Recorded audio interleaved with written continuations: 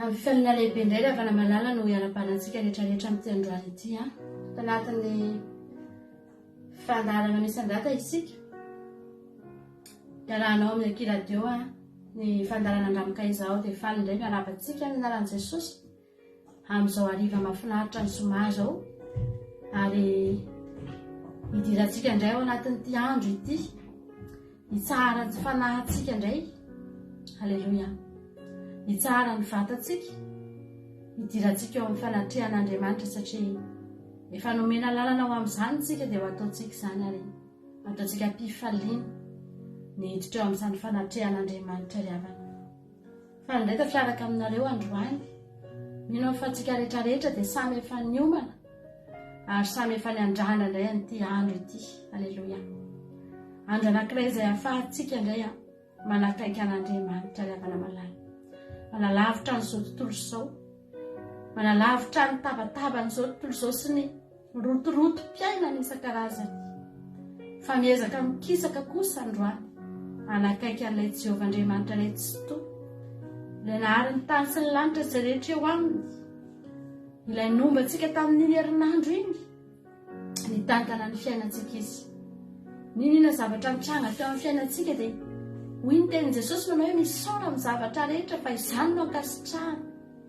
Tonga eto tsika hanatanteraka an'izany tenin'Andriamanitra izany.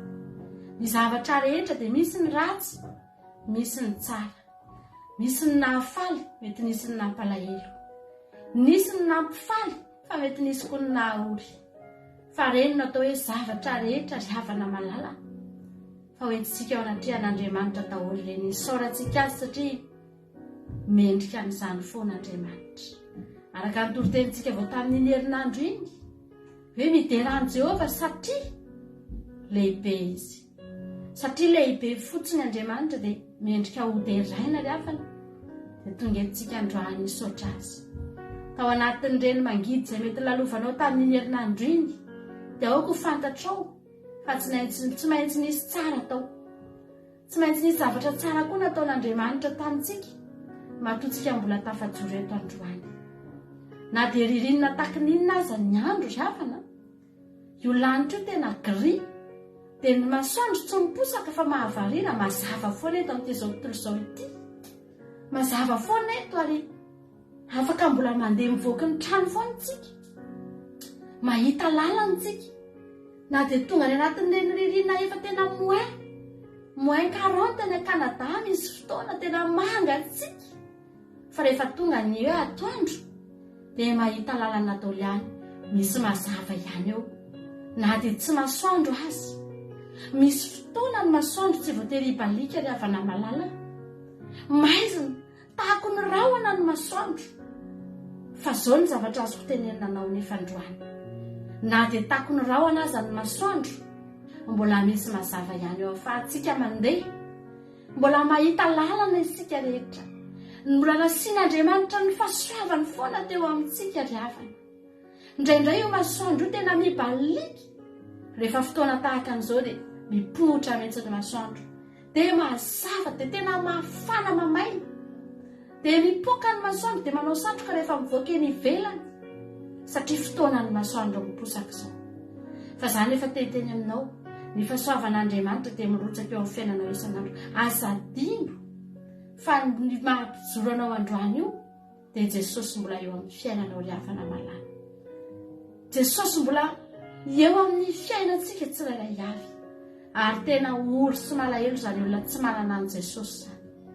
Misy fotoana voakasika ny foko ahita an'ireny olona maniratsira an' Jesosy ireny dia tsy mba fahatezerana ny halavana ny tonga ao anatiko, sady tsy mba tezitra amin'ireny olona ireny fa malahelo anatin'ny fanahiko any tena ory mieritreritra an'ireo olona ireo hoe Jesosy io tena tsy manana anao reto olona reto mampalahelo Jesosy reto olona ireto ianao ange Jesosy natsiratsiraina manana ny voninahitra ao ianao an-danitra ao, tsy maheno an'izany akory ianao, tsy marary fo amin'izany akory ianao, fa ireto olona ireto Jesosy tsy manana anao. Tena hitako eto mihitsy ny fahantrany ninona zavatra ezahana aseho eo amin'ny Facebook sy eo amin'ny réseaux sociaux eo, ny zavatra fantatro dia tsotra ry havana malala mahantra ireny olona ireny satria tsy manana an'Andriamanitra izy ireny.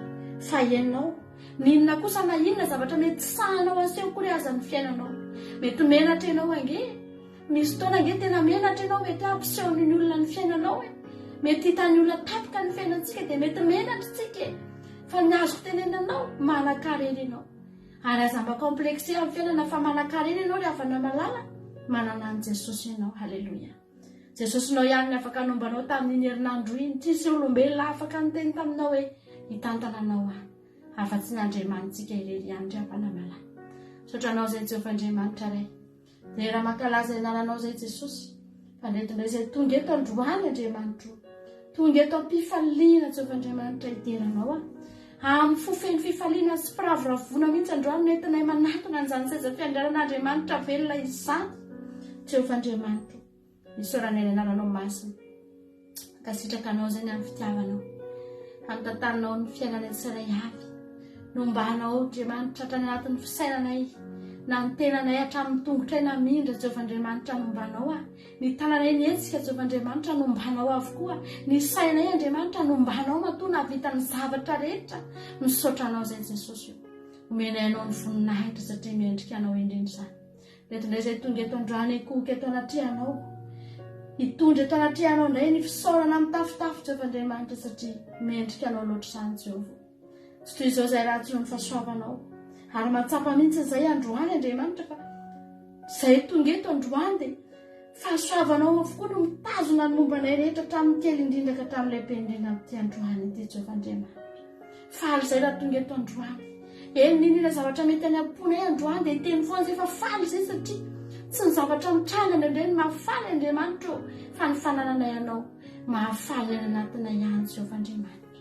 Misaotra anao izay manatrehan'izao fotoana izao indray ianao mety eza hisandratra eto indray ianao Jesosy mety eza indray ny voninahitra hoterainay isomenay eto androany Andriamanitra omenay toeranay eto Andriamanitra ny fanatra.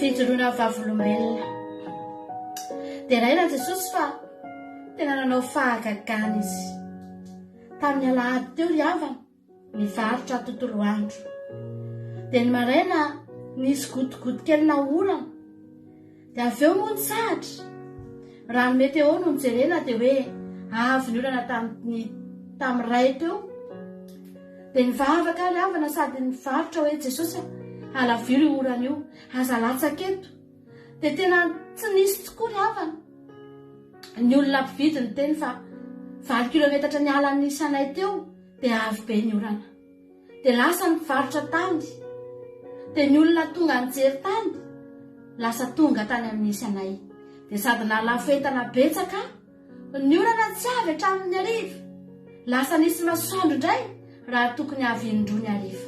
Halleluja. Dia raina Jesosy fa navaly ny orana noho ny fangatahako tena tsy takatry ny saina. Halleluja. Voninahitra ho an'Andriamanitra.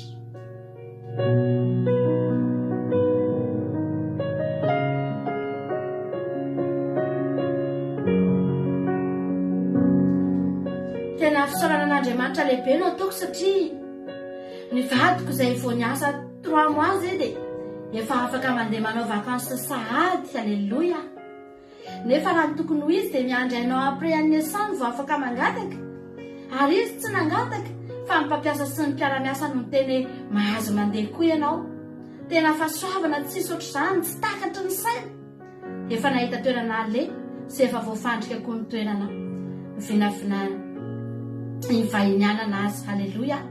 Fa dia voninahitra ho an'Andriamanitra irery ihany. Halleluja. Amen.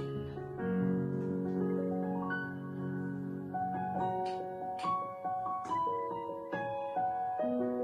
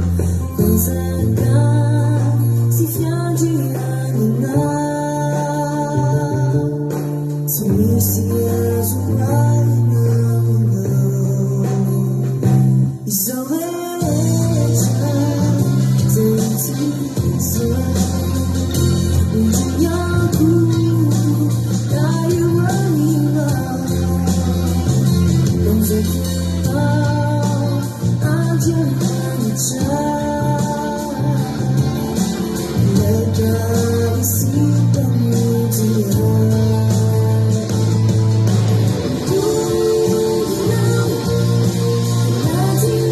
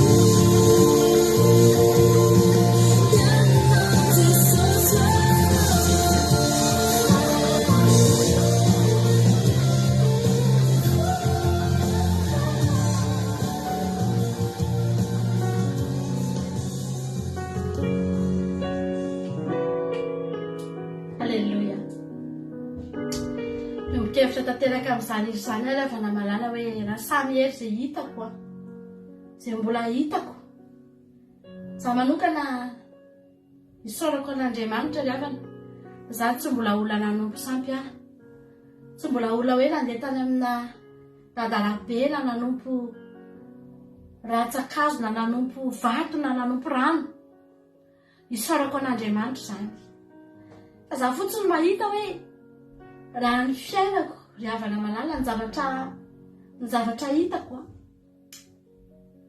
mba mijery ihany ohatra hoe misy Andriamanitra karazana Andriamanitra be dehibe eto amin'izao tontolo izao ity re misy toa ianao mahita toy za hoe Jesosy mahavariana ry havana raha mandinika fotsiny ianao hoe nihira fiderana ry havana malala samy mihira ho an'ny Andriamanitra daholo ireo Andriamanitra hafa rehetrarehetra ireo manana ny fomba fanompoana ireo manana ny hira mba fataony koa ireo any amin'ny toerana misy azy any ny sasany mitsinjatsinjaka ny sasany manao hira dia mekohaka manandra tanana sy manao ny zavatra izay azony atao eo amin'ny Andriamanitra fa ny zavatra mahafinaritra ry havana ao amin'ny Andriamanitsika rery any ao amin'ny Jesosy any no misy an'izany hoe maheno hira ianao dia voakasika ny fonao dia mitomany ianao ny herin'Andriamanitra ry havana miasatra ny anatin'ny hira fiderana ary na dia ny hira azy mba mijerevy ianao hira ry havana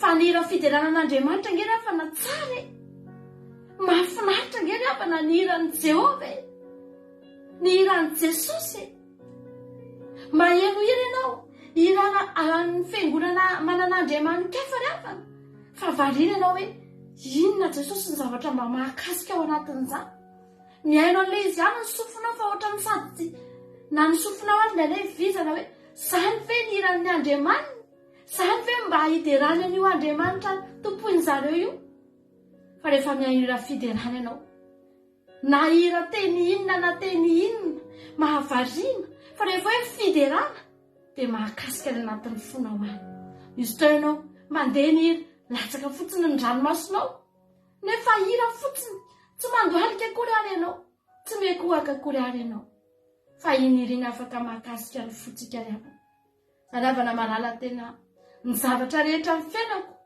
iainako isanandro ahitako fa tsara ny Andriamanitra ry afana malala ary tsy mbola misy nizany izy azoko ampitahena mihitsy na dia kely aza hoe ny Andriamanitra n'izao kosa ohatrany mitovitovy ihany ohatrany mifanakaikikaiky tsy ary afana tena tsy misy na dia iray aza afaka ilahatra amin'Andriamanitra ry afana malala satria tsara ny Andriamanitra ivafahantsika io mendrika loatra izy io haleloia izy no Andriamanitsika ry afana malala dia raha ho amin'ny fonao rehetra izy omeo azy fa mendrika azy zany mendrika azy zany haleloia betsaka ny mpaniratsira azy fa betsaka lavitra koa ny mpidera azy ry havana raha mijery ao anaty YouTube ao ianao mahita hira fiderana manalikisy ianao ao tsy lanilanina ny manambara fa Jesosy dia lehibe Jesosy dia mpanjaka Andriamanitra dia tsara haleloia sady mpanao ny tsara ry havana izay rehetra mahafantatra azy mihira ny anarany avokoa satria samy mahita fa tsara Andriamanitra ry havana malala isika reto efa nanehoan'Andriamanitra ny fahatsarany ianao zao matsapako ianao ankehitriny fa tsara izy haleloia andoantsika androany mba hiteny fiainako ianao Jesosy ianao n'Andriamanitra mitsaoka anao mekoaka aminao haleloia misaotra Jesosy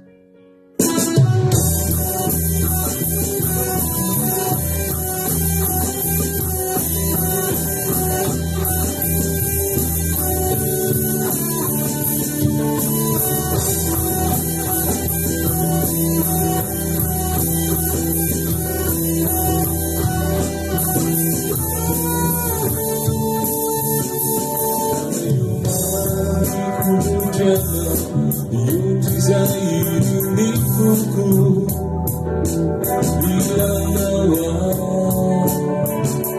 Jesus si pamuzitiku yani kure jauh beku tumutana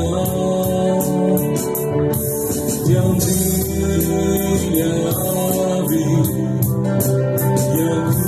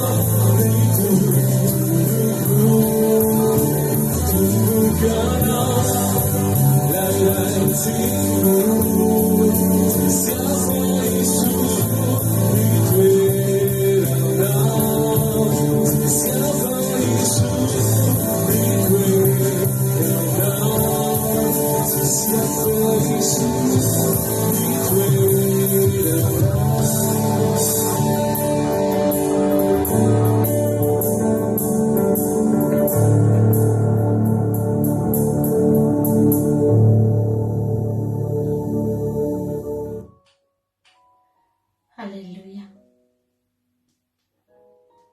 Ny Levita rehefa namalala rehefa natokan'Andriamanitra hideran'Andriamanitra dia no fidin'Andriamanitra hanao asa mpisoroana dia misampana amin'ireo tena mideran'Andriamanitra fotsiny ny ataony ao, manandratra an'Andriamanitra dia milaza ny zavatra nataon'Andriamanitra, milaza ny asan'Andriamanitra sy miderany fahalebiazan'Andriamanitra ny ataon'ireo olona ireo. Fa ireo olona ireo rehefa namalala tsy isan-kerinandro ireo vao misoka-bava miteran'Andriamanitra. Nareo n'Andriamanitra tsy nanome anjara tany an'ireo mihitsy, tsy nanome anjara fananana, tsy nanome anjara faritany an'ireo Levita ireo mba hahafahan'ireo manokana ny fiainany ho an'Andriamanitra. Rehefa mpideran'Andriamanitra ny asany dia isan'andro izy mideran'Andriamanitra foana, milona sy miaina ao anatin'izany izy rehefa namalala. Ianao io isika ireto, halleluja, tsy tokony mideran'Andriamanitra isika isan-kerinandro, fa tokony ho mpideran'Andriamanitra isika lafa. Za sy ianao ty dia natsangan'Andriamanitra ho Levita angetsika, natsangan'Andriamanitra angetsika raha namalala ho mpidera azy, halleluja, ho mpanandratra azy, ho mpanome voninahitra ny anarany. Raha tianao ny te ho mpideran'Andriamanitra ianao dia izao isan'andro ianao mila milona ao anatin'izany, mila miaina ao anatin'izany ianao. Vao mifotsika ny maraina, raha tokony monomonitsika satria mety adina atrehantsika, soloy ravana, soloy ny zavatra eny ambavatsika, alefaso mihitsy ny raha fiderana raha izany ny zavatra tokony ataonao vao ampy, vao afaka hidera ianao tsy manino izany. Fa miezah ianao, atao voam-pideran'Andriamanitra io fiainanao io, fa misy asan'Andriamanitra lehibe ataony foana eo amin'ny fiainantsika tsirairay avy. Ry havana malala, tena tianao Jesosy aza manentana anao, isika mpivavaka dia tokony ho mpideran'Andriamanitra isika. Ny olona tsy mivavaka no monomonina lava, fa ny olona mivavaka rehefa tokony tsisy io tena mbavana fa tsy fiderana, satria na ny tombon'andro iainany, na ny fahasalamana, na ny hery sy ny tanjana, ny zavatra rehetra eo aminy dia mba handresy lahatra azy avokoa, fa tsisy avy aminy ireny fa avy amin'Andriamanitra. Ninona zavatra eo amin'ny fiainana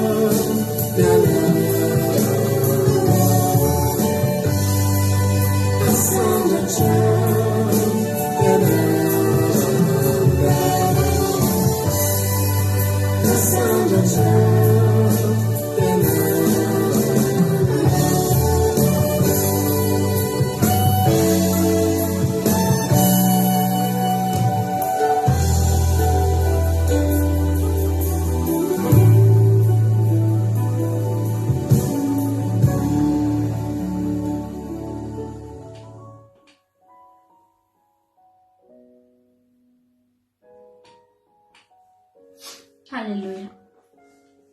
Fa tsara ny mira man'Andriamanitsika. Halleluja. Eny misy mendrika azy ny fiderana. Manangana an'i Jerosalema. Jehova. mamory ny Israely voaroka izy, mahasitrana ny torotoro fo izy sy mameny feriny.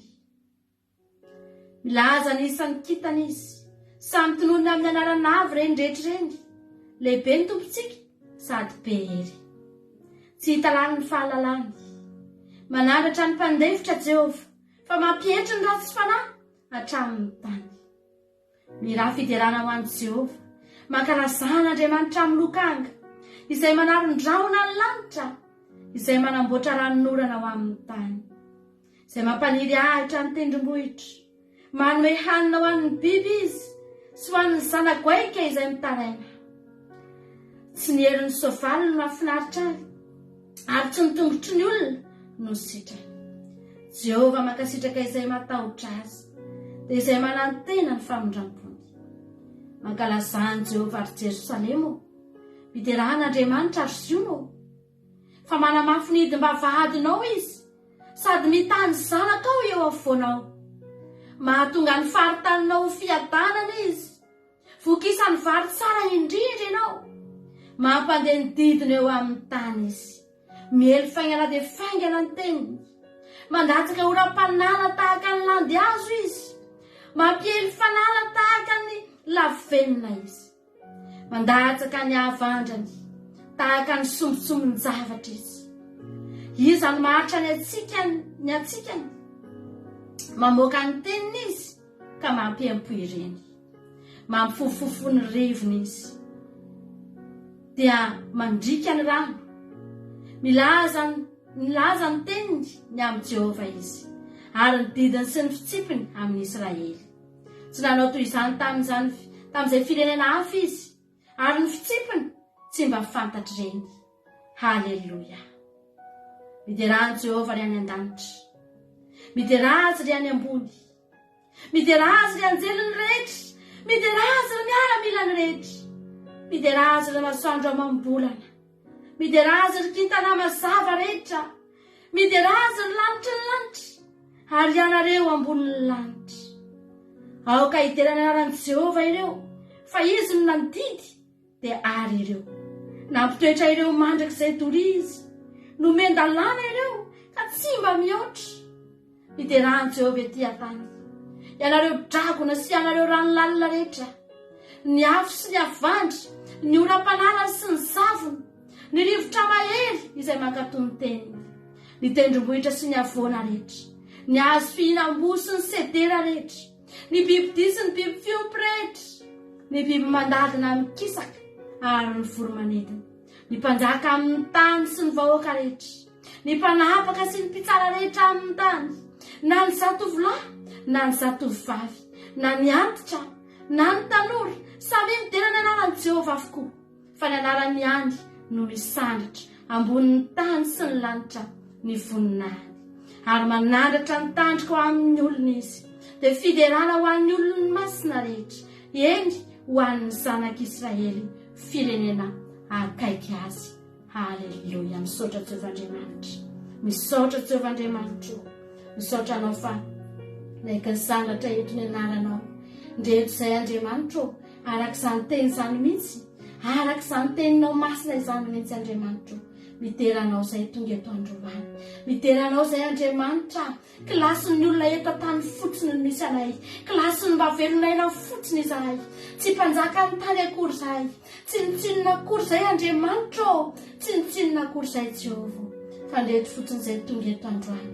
Miteranao Jehova Andriamanitra, satria matsapa fa lehibe loatra ianao, lehibe loatra ny fitiavanao Andriamanitra, famonjena lehibe no nomena ho anay Jehova Andriamanitra, fa soavan-dehibe no nitahinao ny fiainanay tsirairay ihany. Misaotra fa mba nanaiky ny sandratra tetony Andriamanitra, mba nanaiky nidina niondrika nijerenay tetony Andriamanitra, ivavahanay. Misaotra Jehova, mankasitraka anao izay petraka aminao ny toy ny fotoananay eto Andriamanitra, ny mivavaka fiambenana, raha tapitra ny misandrata Jesosy, dia ianao kosa mbola hiasa ao anatin'ny vavaka fiambenana Jehova Andriamanitra. Ho voninahitra ny anaranao reriany an'izy rehetra vitanay teto, atolotra ianao ny tena ny haja ny sotra, ny voninahitra mandrakizay fa mendrika anao izany. Haleluia. Amen. Ila anankiray farany ravana malala ifanaovantsika veloma, hiampitatsika makany amin'ny fandarana vavaka fiambenana androany amin'ny herin'iretsika mioneto atao anatin'ny fandarana mesandrata samy mahery tahiny jesosy tao amintsika rehetra voninahitra ao an'Andriamanitra. Halleluia, amen.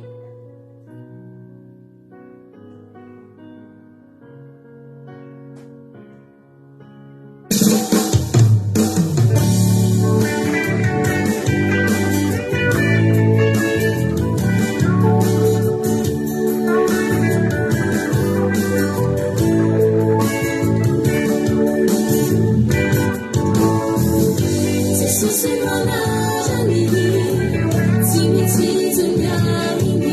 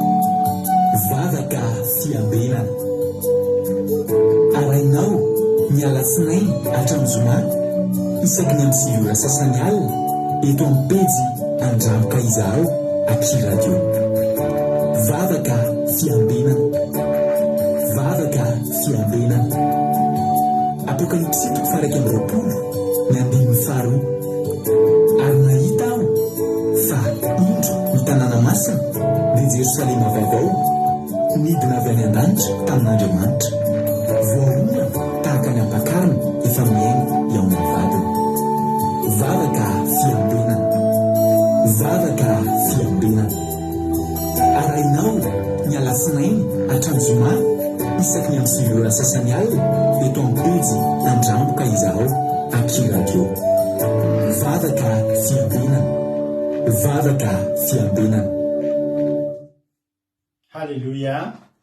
Dia amin'ny fifaliana hatrany hatrany a lasana vavy malala ny eo amintsika amin'izao fotoana izao falybe ny tena kovita ny anjara mampionina dia tonga eto ilay ny tenako a mandimby azy a ary falimerabanao anatin'izao fandarantsika izao a dia hiditra mivavaka fiambenana indray aritsika fa vita iny ny fandarana misy andrata dia fiadanana tompany a ho amintsika tsirairay avy dia izay tonga eto indray a raha lasana vavy malala dia misaotranao hatrany a ny fidy a ny fandarana vavaka fiambenana fa faly zay a mahita anareo a ary dia matoky sy mino a fa ifampahery eto indraytsika amin'ity androany ity.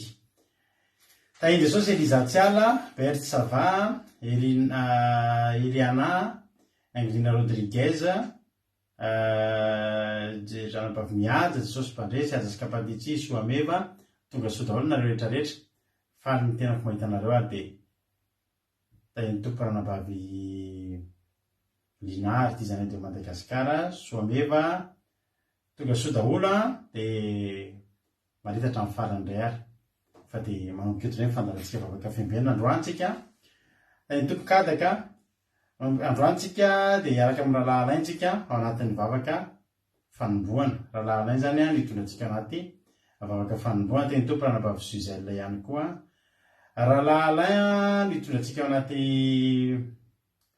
vavaka fanombohana androany dia avy eo hitondra tenin'Andriamanitra amintsika eto Ranabavitsika Fabiola dia avy eo hivavaka ho an'ny firenena, hitondra vavaka ho an'ny firenena eto amintsika eto androany Ranabavitsika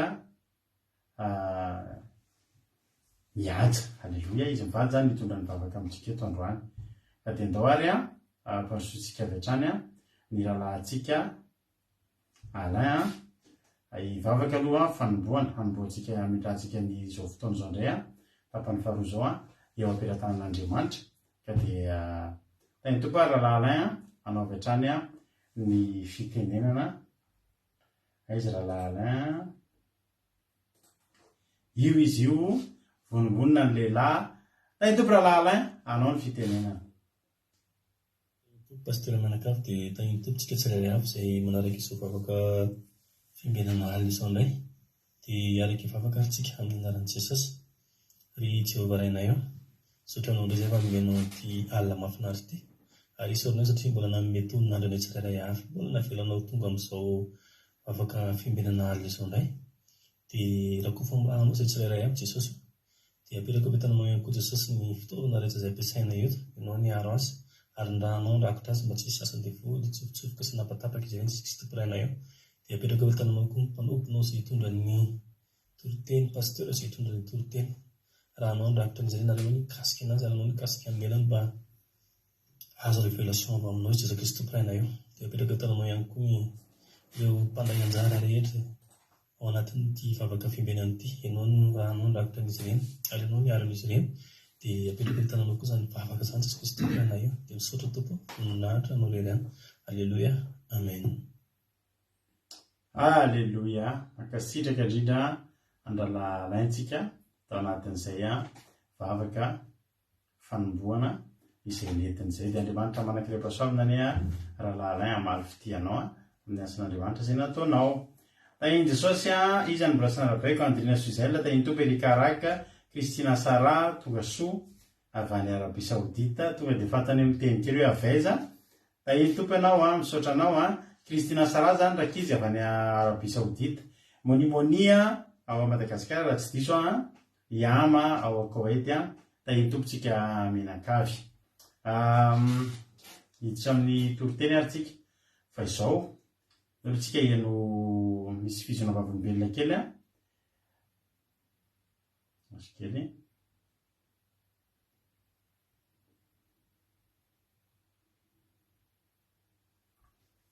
misy fijona vavolombelona kely ty mba tiako zaraina amintsika izay nisy nandefa teo androany. Misy renim-pianakaviana atao amintsika eto fitsona vavombelona avy amin'ny ranam-paviama izy ity tenenina ozy izy ny anarana. Halleloia. Tsy moa tsy de matetika misy fitsona vavombelona eto satria tsy de misy fotoana n'izay tsika raha fitsona vavombelona eto hoe amina tsy efa mbabetsaka ihany ngamba ny fotoana lantsika hanambarana an'izany eto fa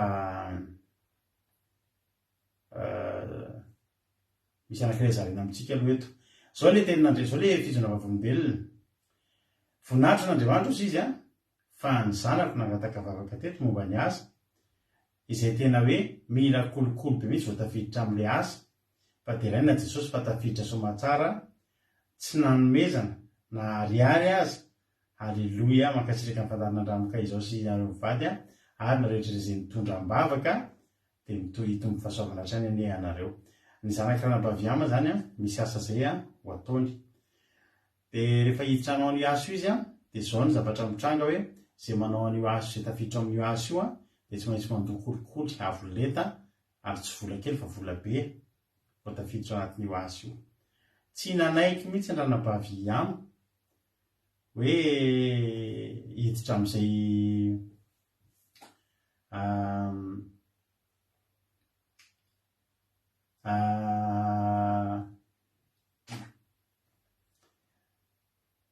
miasa misambo zany hoe anao mpiasa misambo dia misy vola aloha karazana kolokolo zany vao afaka tafiditra amin'io fa tsy nanao kolokolo kosa ranam-paviama fa ny zavatra nataony dia tsy adino isaky ny lakamisy alina fitondranam-bavaka eto dia nangataka vavaka dia nangataka vavaka hoe mba ho tafiditra ela kely any tsy haiko na firy volana zay ranam-paviama dia nivaly somatsara tsy nandoavana na ariary ary fa tafiditra somatsara amin'le asa tena tiany ny zanany miasa misambo any amin'ny kompania vahiny efa any ambony ranomasina ny alavitra any zao ny zanany voninahitra ny ho an'Andriamanitra ho an' Jesosy ny voninahitra azy dia mitsodrano rehetra ihany koa ny zanaka rehetra zao roa taona zay ny ranam-bavaka an'le izy ely zany raha jerena amin'le izy fa ny zavatra mahafinaritra ny faharetana dia tena zava-dehibe. Halleloia. Nanana faharetana izy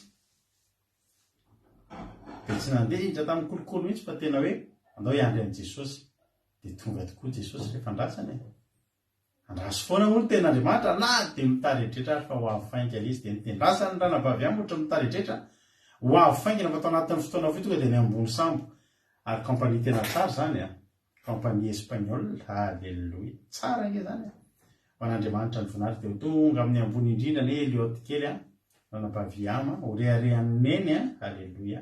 ho tahiny Jesosy any ambony ranomasina eny ny zanaka ao dia tahiny Jesosy. Tompony ny Charline ranandrimany Charline Marijo itody Raonso Nambina Tsiamboaramiel Lovlitina Kodanela Angèle Pagès Tongasoa Marina Tiana Miaja Jesosy Mpandresy Sandolan Jesosy Tongasoa Mbotsilda Erika Rak Elizatsiala mamanga fahoriana ranam-bavy Elizatsiala fa andramo ranam-bavy Elizatsiala dia misy rahavaviny namoy zanaka androany zany hoe misy neveuan'ny ranam-bavy Elizatsiala zany no demandry androany mampaherana ao sy ny fianakaviana manontolo afaka manonona teny fampaherezana ho an'ny ranam-bavy Elizatsiala isika sy ho an'ny fianakaviana fa namoy fianakaviana akaiky izy tamin'ity androany ity mahereza dia mivavaka ho anareo ilay fanamasina ny ampionareo amin'ilay fampionana tsy ain'olombelona atao ranam-bavy Elizatsiala dia ho lasa an'izay ny ratsy rehetra. Tany tompontsika menakavy mahereza hatrany hatrany. Ndoritsika ary anao hira dia miarabantsika rehetra moa natratran'izao andro sabata izao, sabata fitsaharana, sabatan'i Jehova. Halleloia. Ianao mba ataontsika ity anankiray ity. Ity ity nataony mampiona tamin'ny sabata tena torotoro mihitsy ny foky satria natsiarovako tamin'izay mbola tany anaty fiangonana ity hira ity ary tena hoe nahakasika ny fotoko mieritreritra hoe noho ny amin'ny raha anao tokoa Jesosy dia voavela ny eloko noho ny amin'ny raha anao sitrana ny aretiko noho ny amin'ny raha anao dia tapaka ny ozona. Halleloia. Dia mbola zany raha zao tadidry hoe torotentsika maly fa noho ny amin'ny raha ny zanak'ondry tonga tsika tsy resin'le dragona tamin'le tolotetsika maly de andao ary ataotsika tete mba hikorina le tokantranona rehetrarehetra ihany koa any any anatytsika tsirairay avy isa tokantrano isam-batan'olona zany rany Jesosy izany tahiny topatritsika rehetra menofinaritra ao ny antety tsika tiditra amin'ny tenin'Andriamanitra anatin'ny tety zany anao maka toerana tsara maka baiboly fa hiditra amin'ny tenin'Andriamanitra isika tahiny Jesosy daholo menofinaritra.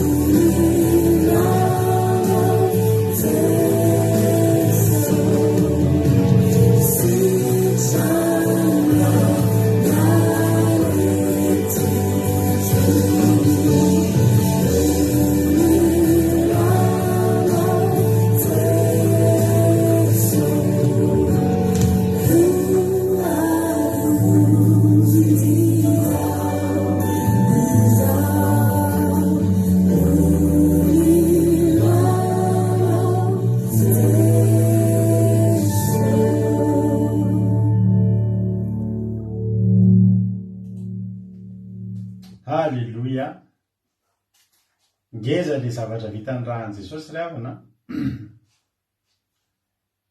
vitan-drahan Jesosy daolina ny zavatra rehetra amin'ny fiainantsika. Ny aretina sitrana, ny fahotana voasasa, ny ozona tapaka, ny fanahy voaro, ny aretina sitrana, halleloia, ny fo maratra voatsabo, sitrana ny fery anaty rehetrarehetra, zany ny herin'ny rahan Jesosy zany. Raha misy aminao any tokantrano any na manaraka eto mbola tsy nandray an'izany rahan Jesosy zany, dia raiso zany fotoana zao. Andao rehefa tsika indray ny j'adore tsika ary fa le apikary le j'adore fa mitady ho tapaka indray ny fandarantsika. Natapaka amin'ny fandarantsika, sanatria tapaka amin'io dia tsy maintsy tonga dia raha-pitsika mihaona. Amin'ny 7 maraina tsika hiaraka eto amin'ny fandaran'izy mirahalahy dia ny famotinana ny toriteny, ny commencement kirarana amin'ny Jonathan sy famotinana ny toriteny andriny herinandro, nandritra ny herinandro miaraka amin'ny Rahalatotso. Fa toy izay tsika foana aloha fandarana, mandra-pahatonga ny fatapahana raha misy ny fatapahana, tsika tsy marary fo amin'io raha tapahana io anazy io rehefa mbola tsy tapaka aloha dia ampiasaintsika hanambarantsika ny fahasoavan'Andriamanitra sy ny voninahitry'Andriamanitra. Ndao tsika to dihitra amin'ny tenin'Andriamanitra. Tany tompo Baba Fabiola avy any Koweït, izy no izarantsika ny tenin'Andriamanitra amin'ity androany ity. Minofinaritra ary tsika rehetra ao aorianan'izany kosa dia tonga dia marina mihitsy ny tenin'Anna Baba Marie Charline. Misy fotoana Elioty amintsika nanao an'irenetsika Gamaliel fizarana sakafo ho an'ny ankizy ireny dia nandeha nanamby tany lalahy Elioty dia ny zavatra tena mba nafinaritra nakasika ny fo rehefa mandeha ohatrany moa dia mba mena solon-tsakafo kely, mba mena tsy hoe karama fa mba fiafaliposy mba fa tsy nentin'andray mihitsy ny Elioty fa izy asan'Andriamanitra teo izy dia ataoko halleloia. Teo izy Andriamanitra eny ary fa malifitianao afaka fotoana elaela dia nameny azy amin'izay le anjara fananana le anjara asa tena mba tiany. Mahafinaritra ho lasa lavitra ny izy. Ny amin'ny tenin'Andriamanitra ary tsika ndao ary tay tomparana Baba Fabiola amavy hatrany ny fitenenana misy mbola tsy voaravako veloha teo fa tapaka ny lovely agnatantsika amin'Andriamanitra tsy ho tapaka. Mario Lali Maria, Rodine Marie, Selina Rosemina, Mampionina, Kotanela, zay mbola tsy voaravako teo Fabiola avy any Koweït sady zanak'Andabo. Ao ary Baba Fabiola anao avy hatrany ny fitenenana vitany anjarany dia mivenina eto mameravehatra ny tenin'Andriamanitra. Tany tompo Fabiola. Haleluia, dia makasitrika indrindra pastera nanome fitenenana. Tany tompo nareo menaka avikely dia tany tompo ihany koa tsika rehetrarehetra izay mpanaraka tsy tapaka ity vavaka fiambenana ity na akiradio andramoka izahao. Dia mbola resaka fahasoavana lehibe ho ary evana malala fahafahako zara ny tenin'Andriamanitra amintsika androany izao dia voninahitra ny eo an'Andriamanitra ireriany. Haleluia, amen. Tenin'Andriamanitra zao hoentintsika ifampaherezana amin'ity androany izao dia hitantsika any amin'ny Mpanjaka voalohany toko voalohany andininy voalohany ka hatramin'ny faha 20. Vakitsika amin'ny anaran'i Jesosy. Ary Davida mpanjaka dia efa zoky olona sady nandroso fahanterana. Amin'ny nakofana lamby izy fa tsy nentina fana. Ka dia hoy ny mpanompony taminy, aoka hitadiavana zazavavy Virjiny ny mpanjaka tompoko, dia aoka hitoetra eto anatrehan'ny mpanjaka izy mba ho mpitaiza azy. Ary aoka andro eo amin'ny tratranao izy ka dia hampahafana ny mpanjaka tompoko. Ary dia mitady zazavavy tsara tarehy ira amin'ny tanin'ny Israely rehetra izy ka nahita any Absaga Soninita dia nentiny tany amin'ny mpanjaka. Ary tsara tarehy dia tsara tarehy raha zazavavy dia tonga mpitaizan'ny mpanjaka sady nanompo azy izy nefa ny mpanjaka tsy nahalala azy. Ary Adoni zanakalahin'ny Egita nanandratra amin'ny tenany ka nanao hoe izano anjaka dia nanomana kalesy sy mpitaingitsovaly ary 50 lahy ho mpiazakazaka eo alohany izy. Ary ny ray tsy mbola miteny mafy azy akory, hatrenyena ny nanao hoe nahoana ianao manao toy izao? Sady lehilahy tsara tarehy tokoa izy, ary izy no natera-dreniny nanarakaraka ny Absaloma. Ary efa niresaka tamin'i Joaba zanak' Zeroia sy Abiatara mpisorona izy, ka dia nendany tamin'ny Adoni izy roa lahy ka nanampy azy. Fa Zadoka mpisorona sy Benaia zanak' Joiada sy Natana-paminany sy Simei sy Rei ary ny lehilahy mahery izay any Davida kosa tsy mba niandany tamin'ny Adoni. Ary Adoni namonondry amanosy sy omby ary zanakombo mifa teo anilan'ny vato Zoeleta tanilany Enrogela, ka nanasa ny rahalahiny zanakalahin'ny mpanjaka rehetra sy ny lehilahy rehetra amin'ny Joda mpanompo amin'ny mpanjaka. Fa Natana-paminany sy Benaia sy ny lehilahy mahery ary Solomona rahalahiny no tsy mba nasainy.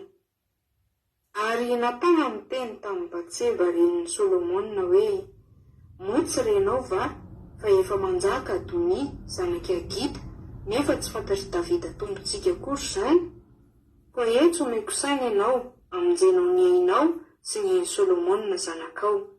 Mandehana makany amin'ny Davida mpanjaka ka lazao aminy hoe, tsy nenina tamiko mpanompo vavinao va ianao ry mpanjaka tompoko, nanao hoe Solomona zanakao lahy no anjaka andimby atokoa ary izy no mipetraka eo amin'ny seza fiandrianako? Koa nahoana indray no Adoni no manjaka? Ary raha mbola miteny ny amin'ny mpanjaka ianao, dia indro izao koa hiditra manaraka anao ka hanamarina ny teninao. Ary Batseba dia nakao amin'ny mpanjaka tao amin'ny efitranony toerany, ary efa antitra amin'ny mpanjaka, ary Absaga Sonimita nanompo azy. Dia niondrika Batseba ka nikohoka teo anatrehan'ny mpanjaka. Ary hoy ny mpanjaka, inona ny ilainao? Dia hoy izy taminy, tompoko lahy eo, Jehovah Andriamanitra ao no niananao tamiko mpanompo vavinao hoe Solomona zanakao lahy no anjaka andimby atokoa, ary izy no mipetraka eo amin'ny seza fiandrianako. Kanjo izao dia indro Adoni no manjaka, kanefa tsy fantatrao zany ry mpanjaka tompoko.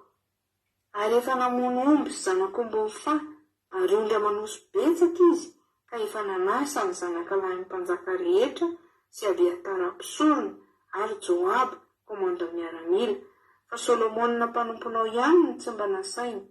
Ary ianao ry mpanjaka tompoko, ny mason'ny Israely rehetra manandrandranao ilazanao izay hipetraka eo amin'ny seza fiandriananao mpanjaka tompoko andingy anao.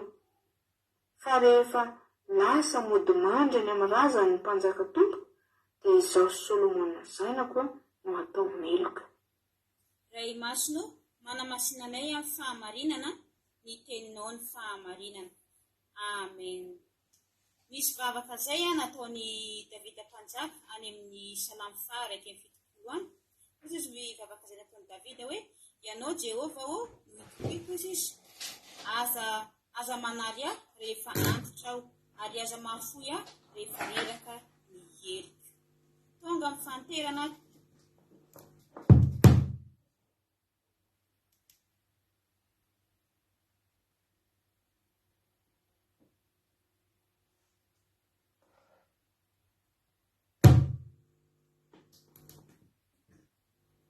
Azy eto satria nikarakara azy foana zany Andriamanitra, ary nanome hery azy na nanampy azy nikarakara azy Andriamanitra, indrindra fa manoloana olana goavana amin'ity fiafarany fiainany ity.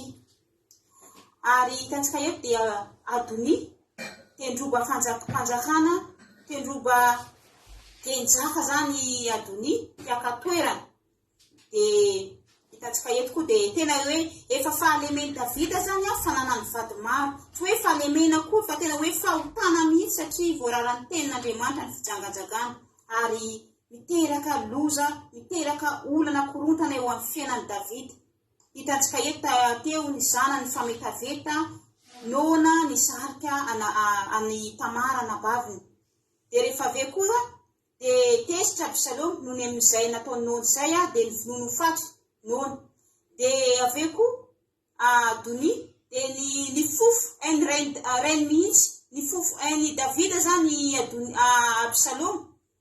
Dia efa nampitondra fasana ho an'ny Davida mihitsy Absalômy dia tenonga-mpanjakana koa ho an'ny Davida rainy izy. Dia tinazy moa dia naty teo am-panjevona teo Absalômy. Tena fahoriana mangidy zany teo amin'ny fiainan'ny Davida nafatesany zany.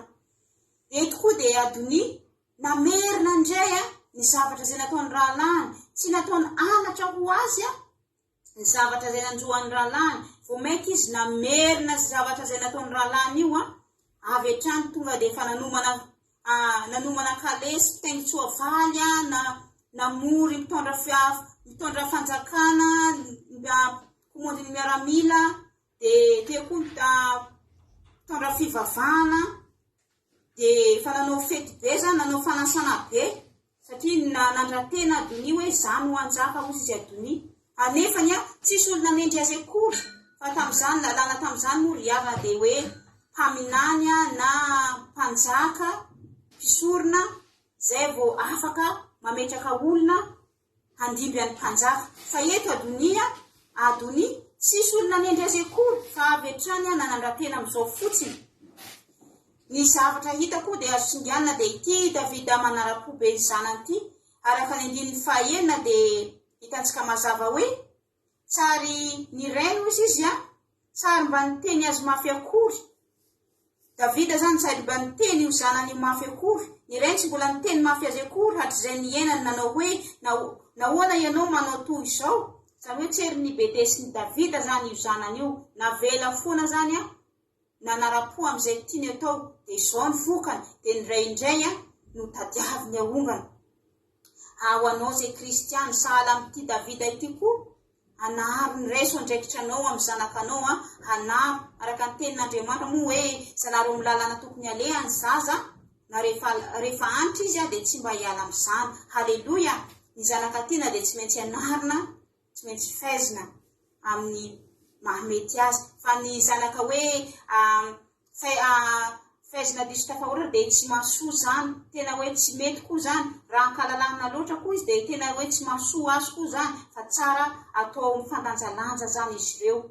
Ho anao izay tanora mandray izao fandaharana izao ajeo tsara ny rainao sy ny reninao, raiso fananarana izay omeny ataon'izy ireo azavela fotsolorana izy ireny, fa tena fananarana hitondranao amin'ny fahitsiana, hitondranao anaraka lalana marina mba tsy hanao fony, mba tsy hidiran-doza ny afarany aveo, fa raiso fananarana izay omeny ray aman-dreny anao. Hitantsika eto Adoni tenonga-mpanjakana ho an'ny rainy, ary tena nandratena tokoa Adoni. Kanefa te mbola teo Davida, mbola teo amin'ny fanjakana, fa tsy hoe tsy nisy akory, fa mbola teo Davida, ary tsy sitrapon'Andriamanitra zany. Hoy mantsy tenin'Andriamanitra any amin'ny Romana 7:22 hoe aoka ny olona rehetra samy hanaiky ny fahefana lehibe, fa tsy misy fahefana fa tsy izay avy amin'Andriamanitra, fa izay misy dia avy voatendrin'Andriamanitra. Koa izay manohitra ny fahefana dia manohitra ny voatendrin'Andriamanitra, ary izay manohitra dia mahazo fahamelohana. Teto na dia tamin'ny andron'ny Davida aza, nisy fotoana Davida efa voaositra ny mpaminany ho lasa mpanjaka Davida, dia taoriany nanosorana azy dia niandro 7 taona taty aoriana Davida, ary tonga dia niakatra hitondra fanjakana fa niandro 7 taona. Na dia efa imbetsaka azy izy nanana fahafahana amonoana solo, hoy izy Davida hoe sanatria amiko izy Davida haninjitra ny tanako amin'ny voaositr'Andriamanitra. Haleloia. Tahaka an'izany ny mandeha amin'ny fahamarinana. Ary zavatra hita mahagaga eto koa dia Abiatara mpisorona, dia tena hoe malala tsara ny tenin'Andriamanitra io, kanefa niandany tany amin'ny Adonia dia hanonga-mpanjakana, ary tena tsy nalala nenatra Abiatara mpisorona, tena hoe malala tsara ny tenin'Andriamanitra zany, ary niandany tamin'ny Adonia ary nanampy any Adonia koa. Tena tsy mety zany. Raha ianao mpanompon'Andriamanitra malala tsara ny sitrapon'Andriamanitra kanefa manao zavatra izay tsy araka ny sitrapon'Andriamanitra, mitoma olona amin'izay lalana tsy izy manampy olona anao zavatra zay tsy araka ny sitrapon'Andriamanitra, tena mitariky loza ho antsika izany. Fa ny sasany mantsy tsy maninona satria mbola tsy mahalala ny sitrapon'Andriamanitra, fa satria ny vola mibaiko azy, ny seza matimatezany, fa indrindra ianao za efa mahalala tsara ny tsy tenin'Andriamanitra kanefa mini, tena loza zany ry havana. Atsika ny fanasiany tany, raha ny fanasina no lasa matsatso, inona indray no asira azy? Tsy misy ry havana, tsy misy. Aoka atsika mba tena hoe toetra matoky amin'ny tenin'Andriamanitra, mba tsy anao foana. Hoy mantsy ny tenin'Andriamanitra manao hoe alako izay fivoriana masina harompaaratsiny. Any hoe na manao fotoam-bavaka aza, raha mbola zavatra ratsy ao anatinao, tsy hankasitrika izany Andriamanitra. Na dia manao fanatitra aza, tsy hankasitrika izany Andriamanitra. Hoy ny tenin'Andriamanitra any amin'ny Isaia voalohany any hoe, raha avy miseho anatrehako ianareo izy aza mitady fanatipona intsony, fa fofony fa avetavetana amiko izany. Tena tsy hankasitrahan'Andriamanitra. Nanao fotoam-bavaka beatara-pisorona, nanao fanatitra izy ireo. Hankasitrika zany ve Andriamanitra? Tsy hankasitrika zany Andriamanitra. Fa tsy fombafomba mpivavahana tadiavin'Andriamanitra. Tena tsy fombafomba mpivavahana, fa mifandehanantsika mahitsy ankatosy sy tandrina ny didiny. Haleloia. Raha faniliny tongotra sy ny fanazavany lalanao tokoa ny tenin'Andriamanitra, reperany dikan'izany, ny repera zany ninina fanapa-kevitra zay atao, ninina zavatra atao, dia jerena aloha, antanina aloha Andriamanitra, haraka ny sitrapon'Andriamanitra ve zavatra ataoko ty sy tsy? Fa aza manaonao fono, fa tsy araka ny sitrapon'Andriamanitra. Raha manaonao fono anao dia diran-doza, fa alohany ianao zavatra dia antany Andriamanitra. So ihany fa nisy olona vitsivitsy teo tahaka reto natana mpaminany sy ireto namany ireto. Misy toe-javatra mantsy tsy tena hoe ilaina vonjimaika, indraindray tsy ilana vavaka, fa tena hoe raha fanay masina moa mitariky dia izy no mandamina, izy manatanteraka araka ny fotoana. Ary natana mpaminany dia tonga dia nitsangana izy nandray andraikitra, ary tsy nitarendretra izy fa tena hoe nandray andraikitra, tena hoe fahendreny zany. Lasa izy nandeha tany amin'ny Batseba, niraka ny Batseba nakany amin'ny Davida izy, satria Davida mantsy efa nanao fanekena teo amin'ny Batseba vadiny, satria teo anatrehan'ny Andriamanitra koa Davida ny teny hoe Solomona zanako laozy izy no anjaka andimby aho tokoa. Ary zany zay zavatra teny nampitseviny natana-paminany mba tanteraka ny sitrapon'Andriamanitra. Nisy fotoana koa Andriamanitra dia niteny tamin'ny Davida hoe tsy ianao izy anorina trano ho fa hiteraka, satria fa betsaka ny raha zay nalatsakanao, fa hiteraka zazalahy ianao Solomona no anarany, izy no anorina trano ho. Haleloia. Ary hitantsika eto fa tena hoe efa voatendrin'Andriamanitra zany ny Solomona handimby an'i Davida. Haleloia. Dia lasa natana ampatsiahy an'i Davida ny teny efa nataony fanekena teo anatrehan'ny Batseba sy Jehovah Andriamanitra. Haleloia. Matanteraka ny sitrapon'Andriamanitra, atanteraka ny teny fikasan'Andriamanitra. Satria Davida fa niteny hoe Solomona zanako lahy no andimby aho tokoa. Haleloia. Dia zao ry havana, ninona fanapa-kevitra zay ataonao, ninona zavatra zay ataonao antanio Andriamanitra. Sitrapon'Andriamanitra ve zavatra ataoko ty, araka ny sitrapon'Andriamanitra ve ty zavatra ataoko ty sa tsy? Fa aza manaonao foana. Haleloia. Eny ry havana zany ny fanampaherenao zany tenin'Andriamanitra zany. Dia raha mbola tsy tonga eny amin'ny raha olon'andra moa Jesosy dia manaraka toy izao indray dia samy tahiny tompo daholo atsika rehetrarehetra, mankasitrika atsika rehetrarehetra ny hainotra amin'ny farany ho an'Andriamanitra irery ihany ny voninahitra. Haleloia. Amen. Haleloia. Soratsika an'Andriamanitra izany toriteny izay nentinao zany ranabavy Fabiola dia maherezatrany misaotra amin'ny fandraisana anjara dia maherezatrany amin'ny asan'ny tompo. Haleloia. Dia Jesosy hamaly fitianao. Tahiny tompo razana Monika, razana Sylvie, Antra Clarisse Fombiazina Vitahina, Bartel, ny anamaheny Soa, Berthe Sava, reo mbola tsisy narapaiko teo tonga soa daholo nareo maharitatra amin'ny farany. Faly be mahita nareo tsirairay avy. Mpanjaka voalohany toko voalohany, andiny voalohany, izy ty moa raha ny tena marina dia hatrany amin'ny andiny 7:50 any tokony ho vakiana amin'izy ty mba afenony afatra androany, saingy ho lava loatra raha ho vakiana hatramin'ny farany. Raha io zany vakiko manomboka amin'ny andiny voalohany hatramin'ny 7:50 mety lany eo amin'ny 5 minitra eo aloha tsika mamaky an'io angambany satria lava dia lava le izy.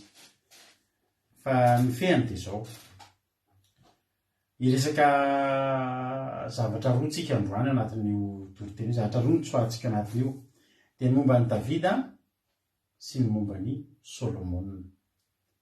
Voalohany indrindra ny zavatra voalaza ato dia zao, ny Solomona dia niodiana ny Adonia sy ny nanosorana ny Solomona ho mpanjaka. Ny niodiana ny Adonia io dia tsy zavatra indray mandeha nitranga teo amin'ny fiainan'i Davida. Fa raha mamaky tsika eo aloha ao dia efa niodina tamin'i Davida koa ny zanany anankiray atao hoe Absaloma. Ny mpanompon'Andriamanitra ao Baiboly eo dia samy nanana ny fahalemeny daholo. Za tsy hiteny hoe fahotana fa hitena hoe fahalemena. Nananana ny fahalemeny daholo ireo mpanompon'Andriamanitra ireo. Anisan'ny fahalemeny Davida dia ny tsy fitenenany mafy ny zanany rehefa mahavadisoana. Fahalemeny zany. Ary mila inarantsika ihany koa zany tsika dia tena mila miteny tsy izay nataon'i Davida ny tsara fa izay nitenen'Andriamanitra ny mety. Hoy ny tenin'Andriamanitra hoe ny zanaka tiana no anarina sy faizana, ary ihany koa ny zanaka tiana rehefa anarina dia tsy tsitsiana rotsakazo ny tenin'Andriamanitra. Alleloia.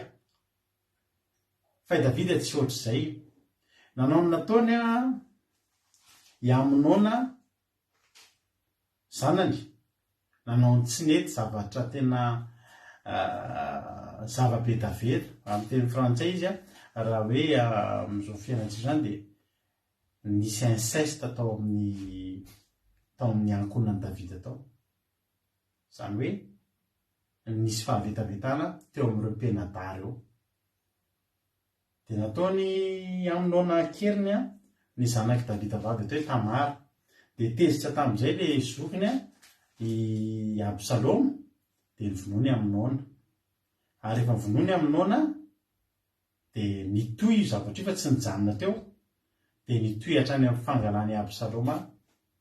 Satria maninona ny fanjakana? Satria maninona? Satria dada tsy niteny.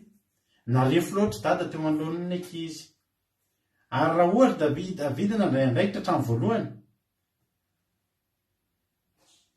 dia tsisy an'izay fampatesany zanany izay. Fa zany Andriamanitra dia efa nanitsy an'i Davida. Mbola tsy voarain'i Davida ihany izay zavatra izay. Tsy hoe tsy voarainy, fa i Davida mieritreritra fa fitiavany zanaka dia tsy fitenenany zanaka. Eto zany dia mitodika amintsika ray aman-dreny fa tsy fitiavana zanaka mihitsy ny tsy fitenenana ny zanaka. Ny ray aman-dreny dia tena tokony ho sarotiny amin'ny fitondrantenany zany, ary tokony tsy hafafa hitenin'ny zanany sy handray fepetra.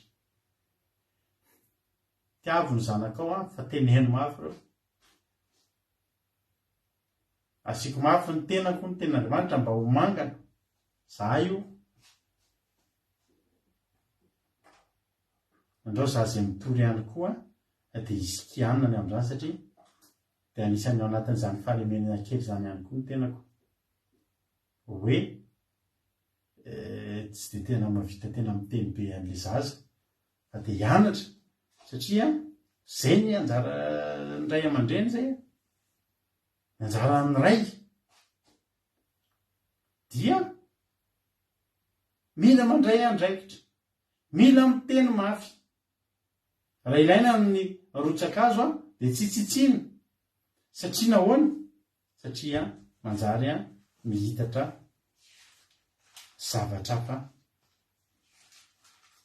mitarika fahampitehana izany tsy fandraisana andraikitra izany.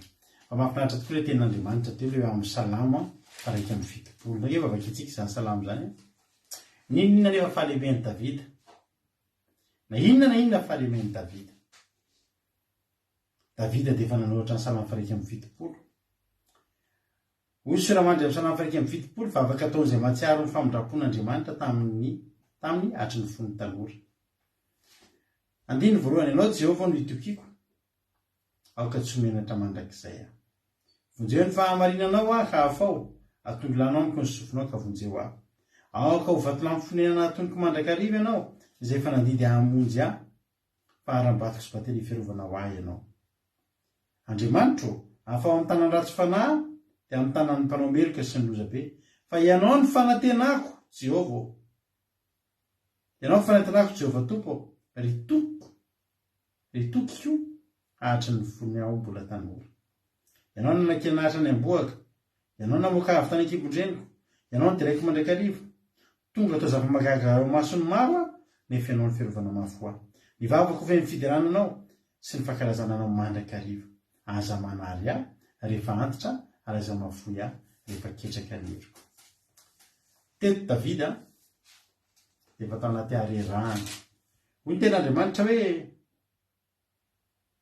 tsy nety nafana izy raha teny rakofana lamba azy misy fotoana ny teten'io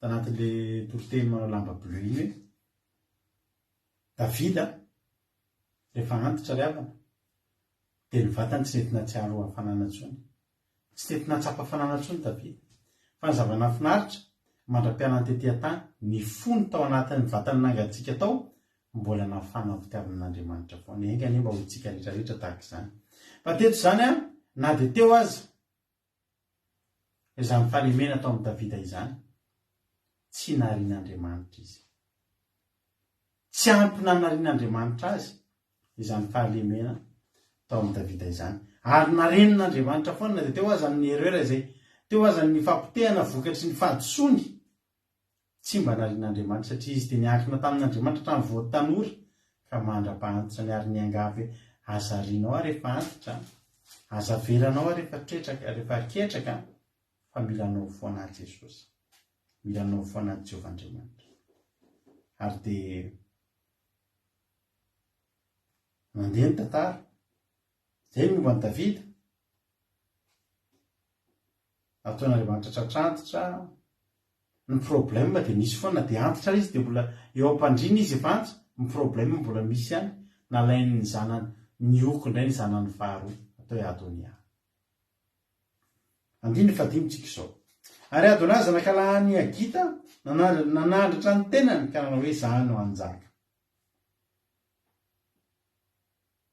tonga dia nalainy ny fanjakana tsisy tanome azy fa fatany koa fa tsy maintsy omeny io fantany fa tsy maintsy ho fatany mpanjaka dia nalainy milohan'ny fotoana ny fanjakana dia tonga dia nanomana kalesy fitaingy Jovaly ary 50 mpiazakazaka eo alohany izy ary ray tsy vola ny teny mahafiazakory ary izay ny ainany nanao hoe nahoana ianao manao toy izany sady latsara teretiko izy ary izy dia natera-dreniny narakaraka ny Absaloma izany hoe reto zazy reto dia tsy mbola bedin'ny Davida hatramin'izay ny ainany na mamaky vera ao an-trano na manao ninona dia tsy mbola ny teny hoy ny ten'Andriamanitra tsy mbola ny teny mafy mila tenenina mafy ny zanantsika mila tenenina mafy ny zanantsika ary havana fa mahasoa azy izany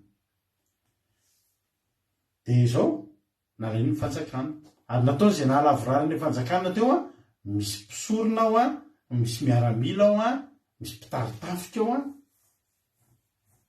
dia ny andany taminy i Joab izay mpitaritafika ny rainy mpitaritafika mahery Joab zanak'izay hoe sy Abiatara-mpisorona sady nanana mpitaritafika izy izany nanana mpisorona dia ny andany tamin'ny Adonia izy roa lahy ka nanampy azy hatreo aloha dia tena azo ny fanjakana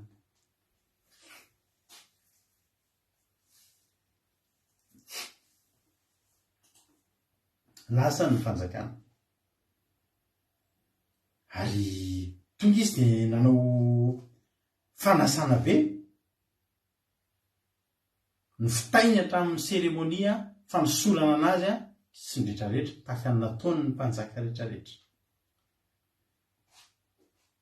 izay rehetra tsy nomba anazy dia tsy nasainy anisan'izany ry Natana Zadoka mpisorona ny Simeia reo olona rehetra tsy niandany taminy dia tsy nianviteny.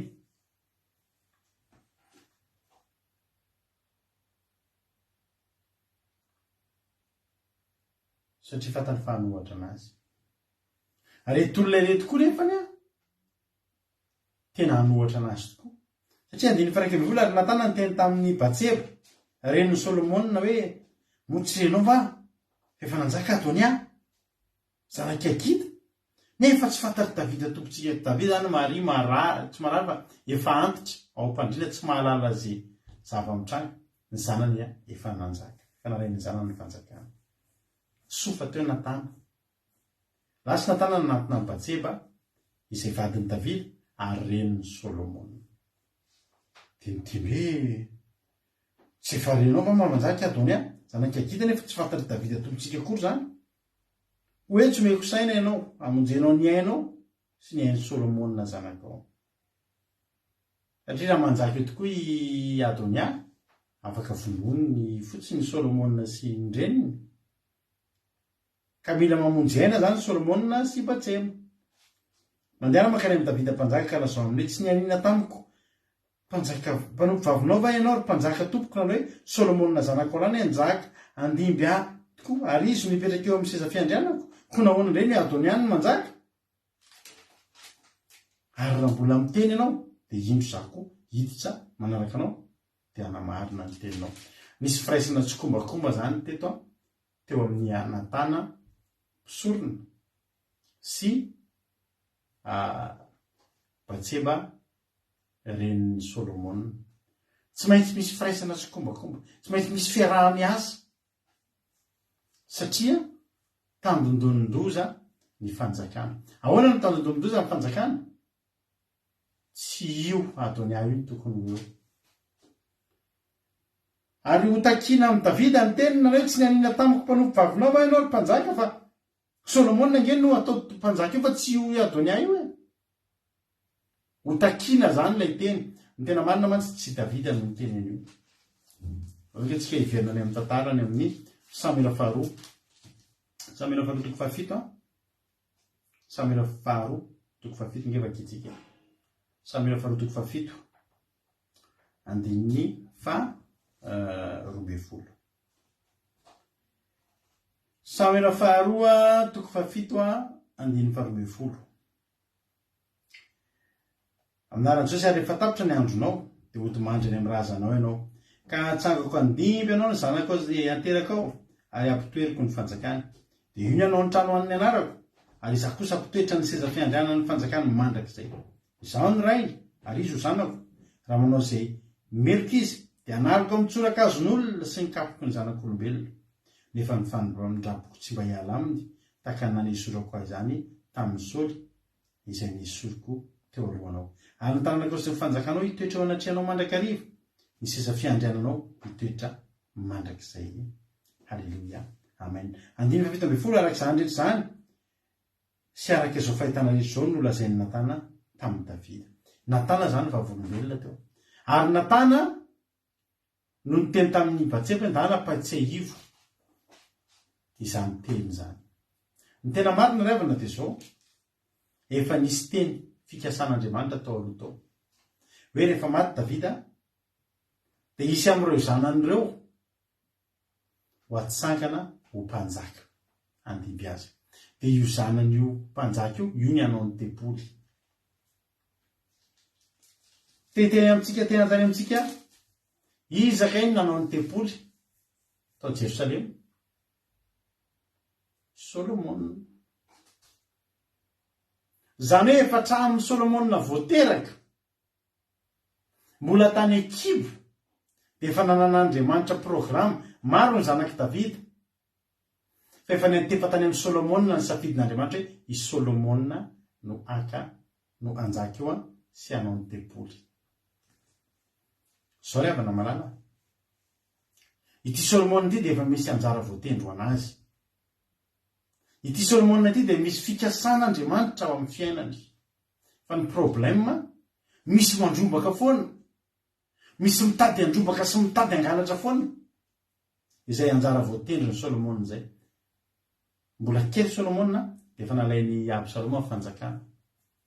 ny voasoratra dia aorianany Davida dia anjaka ilay anao ny tempoly. Iza no manao ny tempoly? Solomona. Zany hoe aorianany Davida zany a dia tonga dia anjarany Solomona. Ny problème dia zao, mbola kely loatra aloha Solomona tamin'ny voalohany dia nalainy Absaloma amin'ny fanjakana. Zany hoe le anjarany Solomona zany sika isy angalatra. Tsy hoe sika fa nisy nangalatra mihitsy nangalary ny Absaloma ary avako malalako ny anjara fahasoavana tokony ho an'ny Solomona.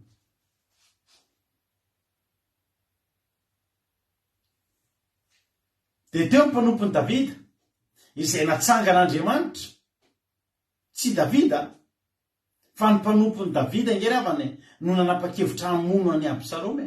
Satria raha mbola velona teo Absaloma tsy onona amin'izany. Fa raha tsy azo ny androany dia alainy iny rapitso.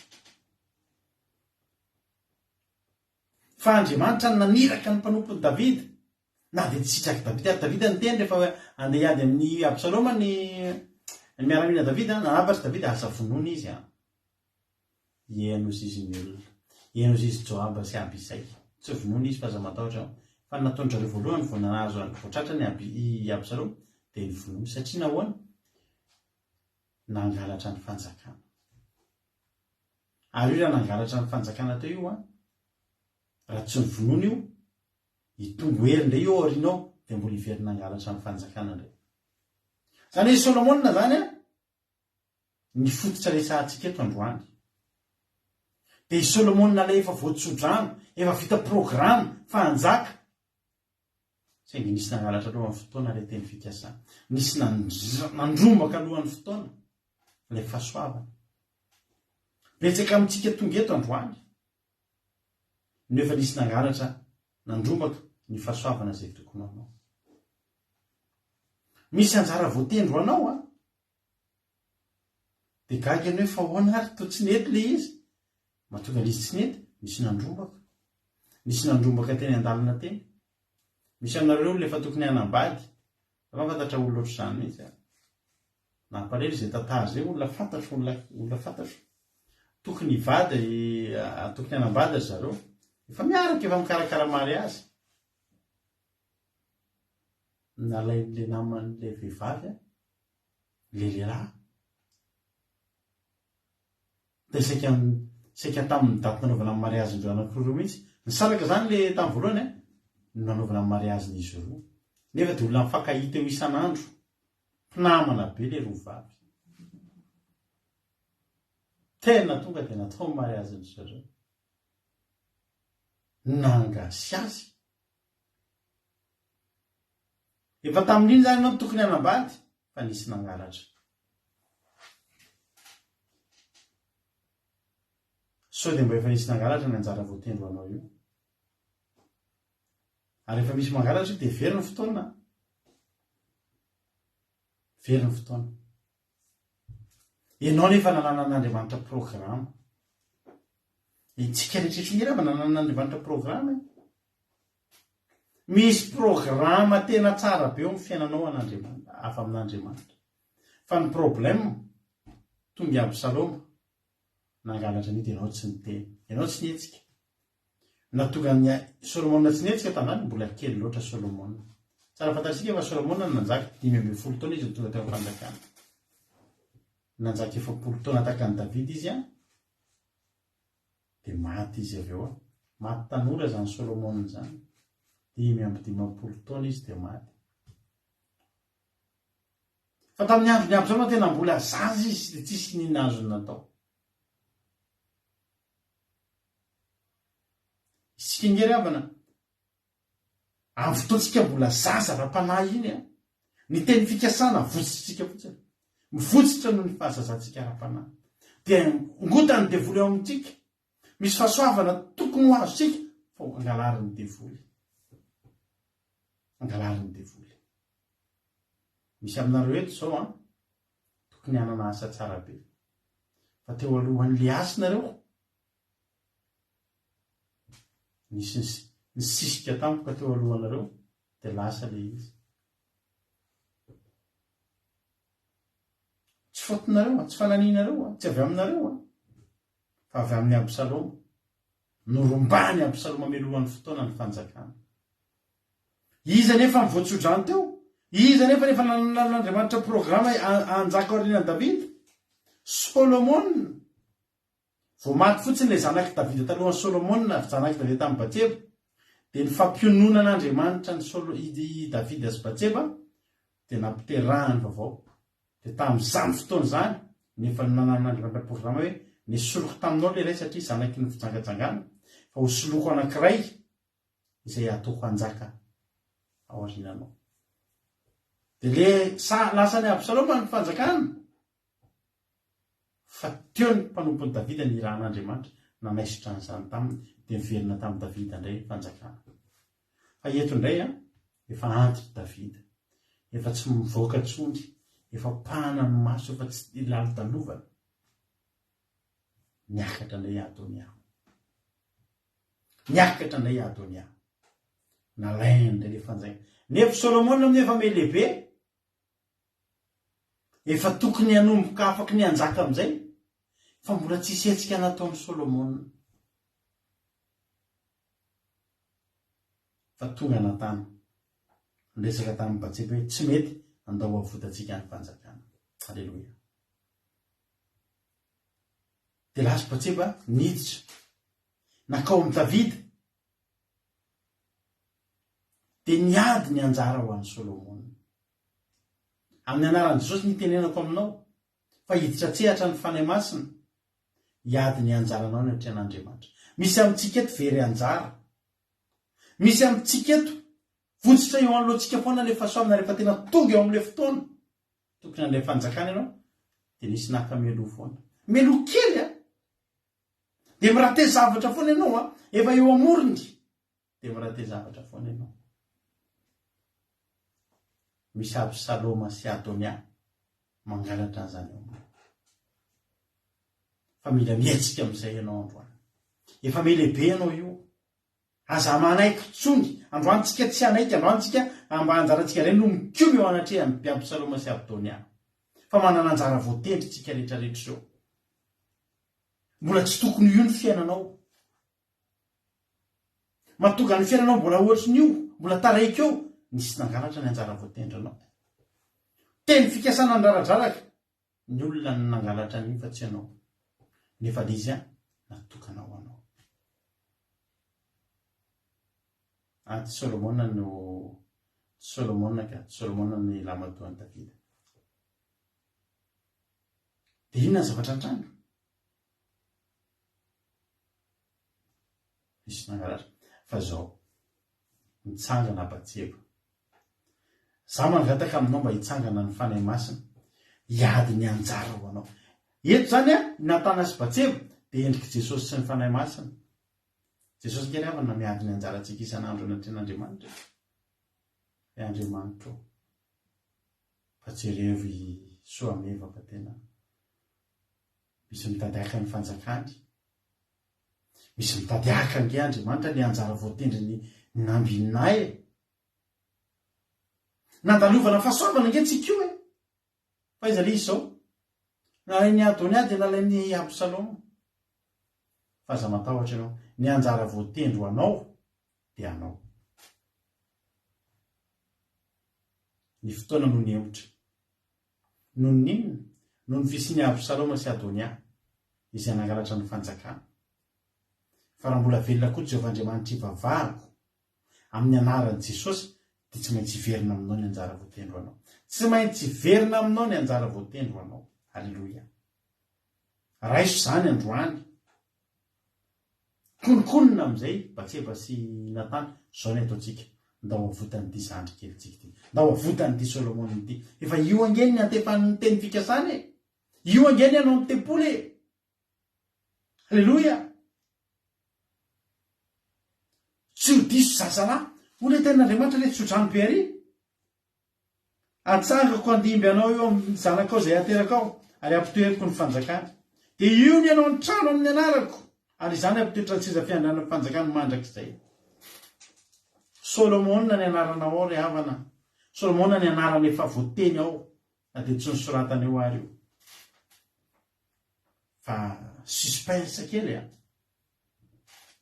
mbola nalainy zareo aloha niditra amin'izay niditra tao amin'ny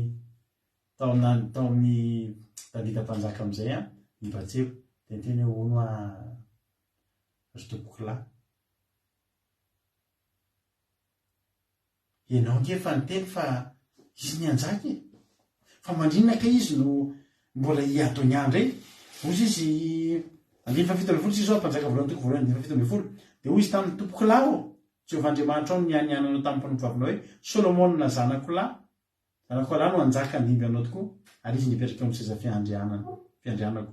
Kanjo izao dia indro ataony no manjaka ka rehefa tsy fantatrao zany mpanjaka tompoko ary efa monomby sy zanako mofa ary izy manosy betsaka izy ka efa nanasa zanakaraha mpanjaka rehetra sy avy atara-pisorona sy Joava komandiny miaramila fa Solomona mpanomponao ihany ny tsy mba nasainy. Inona zany ny ataony Batsebo miady ny anjara ho an'ny Solomona amin'izay mandaza amin'Andriamanitra amin'izay. Ilainy tsika ravana miditra mangingina ao amin'ny Jehovandriamanitra. Ny mpianatra dia naka tombony teo anatrehan'ny olona rehetra ny toritenin'i Jesosy. Ny mpianatra dia miditra mangingina na ny tany mangingina izay ahoana ny hevitra le teny ohatr'izao. Ilainy tsika miditra mangingina eo amin'Andriamanitra ravana. Zao ravana ny fiainantsika dia compétition kely isan'andro. Misy fifaninanana kely izay foana ny fiainantsika. Misy fifaninanana kely izay foana na iza fiainanao tady ity telo ity fa isan'andro vao mifoha ianao dia mifaninana. Misy fifaninanana foana eo amin'ny fiainantsika. Na ianao sy ny ampiasananao, ianao mpiara-miasa aminao, na ianao sy ny havanao, na ianao sy ny olona ao an-tokantranonao, na dia ianao sy ny vadinao, misy compétition kely foana eo amin'ny fiainana. Tena marina zany teniko anao zany. Na dia izay mivady eo ny ravina mba misy compétition kely masina hoe tena mba samy mba miezaka, samy mba manao ny anjarany. Marelo mihitsy mampiona rehefa mba tapaka ny vavaka maraina satria samy mba te hanompo an'Andriamanitra nge zay. Fa ny anay tsy hoe ratsy le compétition. Na dia eo amin'ny samy zanak'Andriamanitra samy anatin'ny groupe izay maresy nge misy compétition kely mba te hanao zavatra tsaratsara kokoa hatrany. Sady tsy marina zany teniko anao zany. Vao mivoaka ianao mandeha miaina ianao dia tadidio andeha hanao compétition zay ianao. Izy fifaninanana. Eto zany dia misokatra anay ny fifaninanana. Ary efa nakatombo ny ataony dia hijanona eto ve i Solomona? Tsy maintsy miditra amin'ny compétition Solomona. Tsy maintsy miditra amin'ny fifaninanana satria zao mitady Isiaka ny anjarany. Halleluja. Tady Isiaka. Ary efa lehibebe ihany Solomona eto efa afaka mifaninana amin'izay. Ndao isika hetsika ianao io efa lehibe mila mihetsika amin'izay ianao. Mitady isangalatra ny anjara voatendro anao, mitady isangalatra ny teny fikasanao anao. Ianao efa voatonona ny anaranao. Ianao nge ravana efa programan'Andriamanitra ny tany fiainanao fa zao tsy mihetsika ianao. Tsy mba miditra mangingina ao am-panjaka ianao. Andriamanitra fa ahoana kay Andriamanitra mangaty za Jehova le izy fa ahoana le anjarako Jehova. Azotsika atao nge zany ravana. Ozy izy Abrahama, za efa lehibe, inona mba omenao aho? Satria hitan'ny Abrahama ny olona ohatran'ny mahazo ndao hiditra anatin'le fifaninanana ravana malala. Ndao tsika anao hetsika. Ohatra ianao be tangolaza ve i Batsebo nandaza ny adony tsia miaro. Mila rombana nge ravana io ny fanjakan'Andriamanitra dia mila rombana. Tsy pirapirana ny araka dia miandry. Rombana. Manao asan'Andriamanitra zany rombana. Mijohy vavolombely zany rombana. Manome voninahitra an'Andriamanitra, manao sitrapon'Andriamanitra zany rombana. Tsy azo atao mihitsy lira le mindrindrika ny sasandana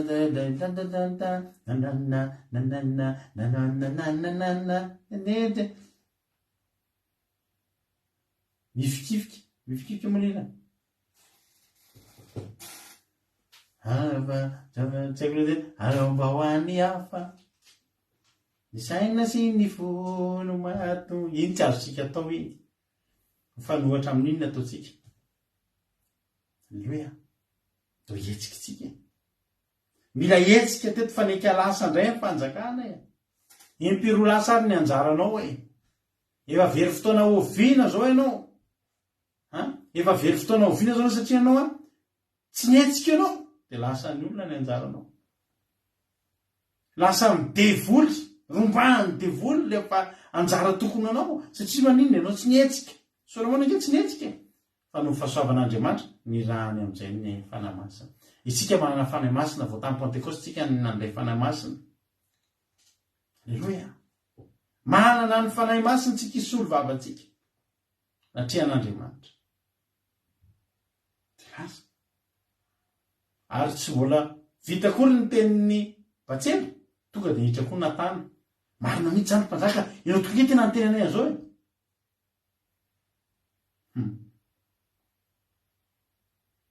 iary asany Jesosy ny mifikifiky en français iary asany Jesosy sy ny fanahy masina ry avy ndray ikondo hiady ny anjaranao io fitaovy amenina zany fa ho avy ny anjaranao manana anjara ianao divandrareo teo ny anjara ho an'ny Solomona ria tsy mihetsika andiva faramborokolo ary namaly Davida mpanjaka no hoe tsy hoe akaty amiko Batseba de nihiditra keo amin'ny nihiditra teo andrian'ny mpanjaka izy ka nitsangandrarany ara-mpanjaka ny anina hoe raha velona koa Jehova izay namonjy ny aiko tamin'ny fahoriako rehetra de tahaka ny anako tamin'ny Jehova Andriamanitra ny Israely sady nilazahako taminao hoe Solomona zanako raha ny anjakany dimby ato koa ary izy mipetraka eo amin'ny seza fiandrianako isoloa de izay any no ataoko anio halleloia de Batseba niondrika ka nikohaka tamin'ny tany teratry amin'ny mpanjaka ka ny hoe ho velona mandrakizay ny Davida mpanjaka tompo halleloia rehefa niady ny anjara ho an'ny Solomona izy menada Batseba sy Natana tonga ny afatra nidina ny tenin'ny Davida ny hoe ao fa izy ny ataoko anjaka halleloia ndanao izy izy tonga de zao ny atao andiny fahatelo roa amby telopolo ary Davida mpanjaka antsoe ty amiko Sadoka mpisolona sy Natana-paminany ary Benaia zanaky Joiada de niditra nakeo andrian'ny mpanjaka izy tela ary mpanjaka taminy eto miaraka aminareo mpanompo ny tomponareo ary ampitengeno ny ampondra vaviko Solomona zanako lahy eto midina ny Giony izy ary oka Sadoka mpisolona sy Natana-paminany anositra azy any ho mpanjaka ny Israely ary tsofinareo ny anjomaraka laha zao hoe melavelona ny Solomona mpanjaka tanareo voahiraka na niara-nofo na niara-panaty eto Abiatara-mpisolona sy Natana-mpanjaka Sadoka-mpisolona azafady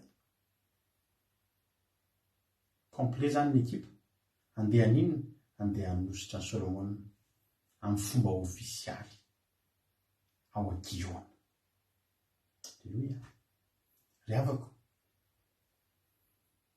mba hoentina hidina ny Giona koa aneny anaranao mba hoentina hidina ny Giona koa anenao de hitsofan'andro mara mihitsy rehefa voahositra za tena amin'ny anaran'ny Jesosy tena isy fitsofan'andro mara ao an-danitra ao hanambarana anao io fa ianao ny tena izy ianao no akasitran'Andriamanitra ianao ny tompony io anjara soa io ianao ny tompony io anjara fahasoavana io hotsofina ny andro maro hosorana ianao androany any atokantrano rehetrany tena anositra anao ane Jehova Andriamanitra anositra anao ane ny fanahy masina de ho retany ren-danitra fa anao io zavatra io anao io fahasoavana io anao io fanjakana io anao io anarana zanak'Andriamanitra io anao io fahasoavana io mandrinona ny tadiavin'ny olona angalarana satria tsy nihetsika ianao androany tsika hetsika na hoe akatra eo ambony biriky vavin'ny Davida fa hoentina hidina ny Giona isika de ho tsofina ny andro mara rehefa voahositra dia ho tenenina hoe oelavelona ny Solomona mpanjaka. Solomona zaza izy teo a, fa rehefa nidina ny baiko tsy Solomona zaza ntsony io fa Solomona mpanjaka. Mivadika ny rasa. Andeva vanam-pitelopolo. Dia nidina Sadoka mpisorona sy Natana-paminany ary Benaiaza Joiada ary miaramila mpiambiny nandrina dia nampitaingina ny Solomona ny ampondra vaviny Davida mpanjaka. Ka dia nitondra azy nankany Giona. Ary Sadoka mpisorona naka ny tandroka misy divilo avy tao amin'ny trano laika nanozitra ny Solomona ary nitsofina ny andro maro. Dia hoy ny vahoaka rehetra, "Velavelona ne Solomona mpanjaka." Niafitra nanaraka azy ny vahoaka rehetra ary nitsoka sotona sady nifaly dia nivaly ka niororo ny tany noho ny feoany. Zao zany ry havana, isy tantara hitsim-badika eto androany, isy rasa hitsim-badika eto androany. Nitany olona farany Solomona tsy miteny. Ina vaovao, lasa ny Adonia amin'ny fanjakana zany efa nika lasa ny Davidy ampysanoma dia lasa ny Adonia indray zany zany tsy mpanjaka zany mihitsy zay nita farany. Natsangana izy, sangana ianao mekary eto ambonin'ity biriky vavy ty. Io biriky vavy Davidy tsy misy nitaingina io, mpanjaka ihany no mitaingina an'io. I Adonia tsy nitaingina an'io. I Adonia ny soratra ianao mpanjaka fa tsy nitaingina ny biriky vavy mpanjaka. Ianao no ampitaingenana ny biriky vavy mpanjaka androany. Tonga ny fotoananao ry havana. Ianao no ampitaingenan'Andriamanitra ny biriky vavy ny mpanjaka androany. Dia hidina dia hanositra anao Andriamanitra. Anaraka ny tena dingana sy ambaratonga ny manara-penitra. Tary Adonia ampahany kely fotsiny momba ny mahampanjaka ny nataony. Dia nanao nitoetana hoe za mpanjaka dia nisy miaramila sy nakeo alohany a, niazakazakeo alohany. Zay ihany. Dia miteny amin'io hoe zange mpanjaka. Fa ny Solomona voahositra amin'ilay tena fanosorana ny mpanjaka. Taingina ny biriky vavy mpanjaka dia hosorany mpaminany sy ny mpisorona. Halleloia. Dia hitsofana anjo maro amin'ny fomba ofisialy, fianianana lehibe eo amin'ny Mamasina rehefa 26 juin. Tany Solomona ny mpanjaka. Voanainao an'izay koa ny olona. Voanainao an'izay koa ny olona. Dia izy ny olona hoe zay le tena fanosorana mpanjaka. Zay le tena feonanjo maro ny mpanjaka fa le iray ity tsy isy. Halleloia. Iariary ohatry ny tafika lefa tanàna io izay nangalatra ny anjaranao. Fa ny anjaranao dia anao. Ary ny anjaranao dia hitsofana anjo mara mihitsy. Halleloia. Dia omenanao amin'ilay fomba malalaka. Fa ny Andriamanitsika dia manome antsika malalaka. Tsika ry havana, za tena miteny amintsika androany. Fa tsika io misy mifaninana amintsika foana naiza naiza. Za tena efa tsoiko avombela taminareo teto fa mbola mity foana ny fiainako. Amin'ny asa izay ataoko amin'izao io dia efa teneko anareo hoe vazaha zay no nisy ora aloha zany tokony ho aso io. Averiko na dia faheninareo ary fa misy mbola tsy nare mantsy eto. Dia ny olona nanao an'io asako io amataonany maro no teo amin'ny toerana io. Dia tonga ny fotoana tsy mifanaraka intsony izy sy ny zanaka dia niala izy. Dia avy eo amin'izay nandritra ny volana vitsivitsy nitedavina tsisy olona zany teo amin'ny toerana misy any asako io. Dia volana vitsivitsy teo amin'ny efa-bolana teo raha tsy diso nitady olona izay asolo ny olona io. Dia nefa ny ao am-piasana misy olona efa nitetika ny toerana io vao niala le mpiasa teo taloha zany dia nitetika ny toerana io. Dia izy mitovy dia nanolo tena hanolo ny olona niala io. Dia tia be asa. Fa ny zavatra mahavariana tsy nahafapoan'ny mpampiasa le asa ataony. Dia tsy maintsy mbola nitady ihany. Rehefa nitady dia mba voahazo tany rado rakoto salama. Halleloia. Rehefa tonga tao ny tenako dia nataony nitondra CV dia nitondra lettre de motivation dia nanao entretien. Dia rehefa nanao entretien dia niarivan'iny ihany. Dia nivaly hoe ao ary manao essai. Tsy nety natoky aloha ny mpampiasa. Tsy nety natoky aloha sy tonga dia hoe voaray. Fa hoe ao ary mandritra ny semaine aloha mifampizatoetra. dia nao aorina une semaine ianao afaka miteny hoe tsy mety aminao a zay koa mijery fomakasanao dia afaka miteny zay tsy mety aminao. Une semaine tsy andresaka-karama zany zany hoe andresaka-karama fa tsy zareo mandray mandony karama dia nataony ese. Dia za mandritra manao ese a le olona lay te ahazo an'io toerana io fa nandimy fotsiny teo a mbola mity manao an'le asa foana ary eo anatin'izany izy dia manakivy anahako.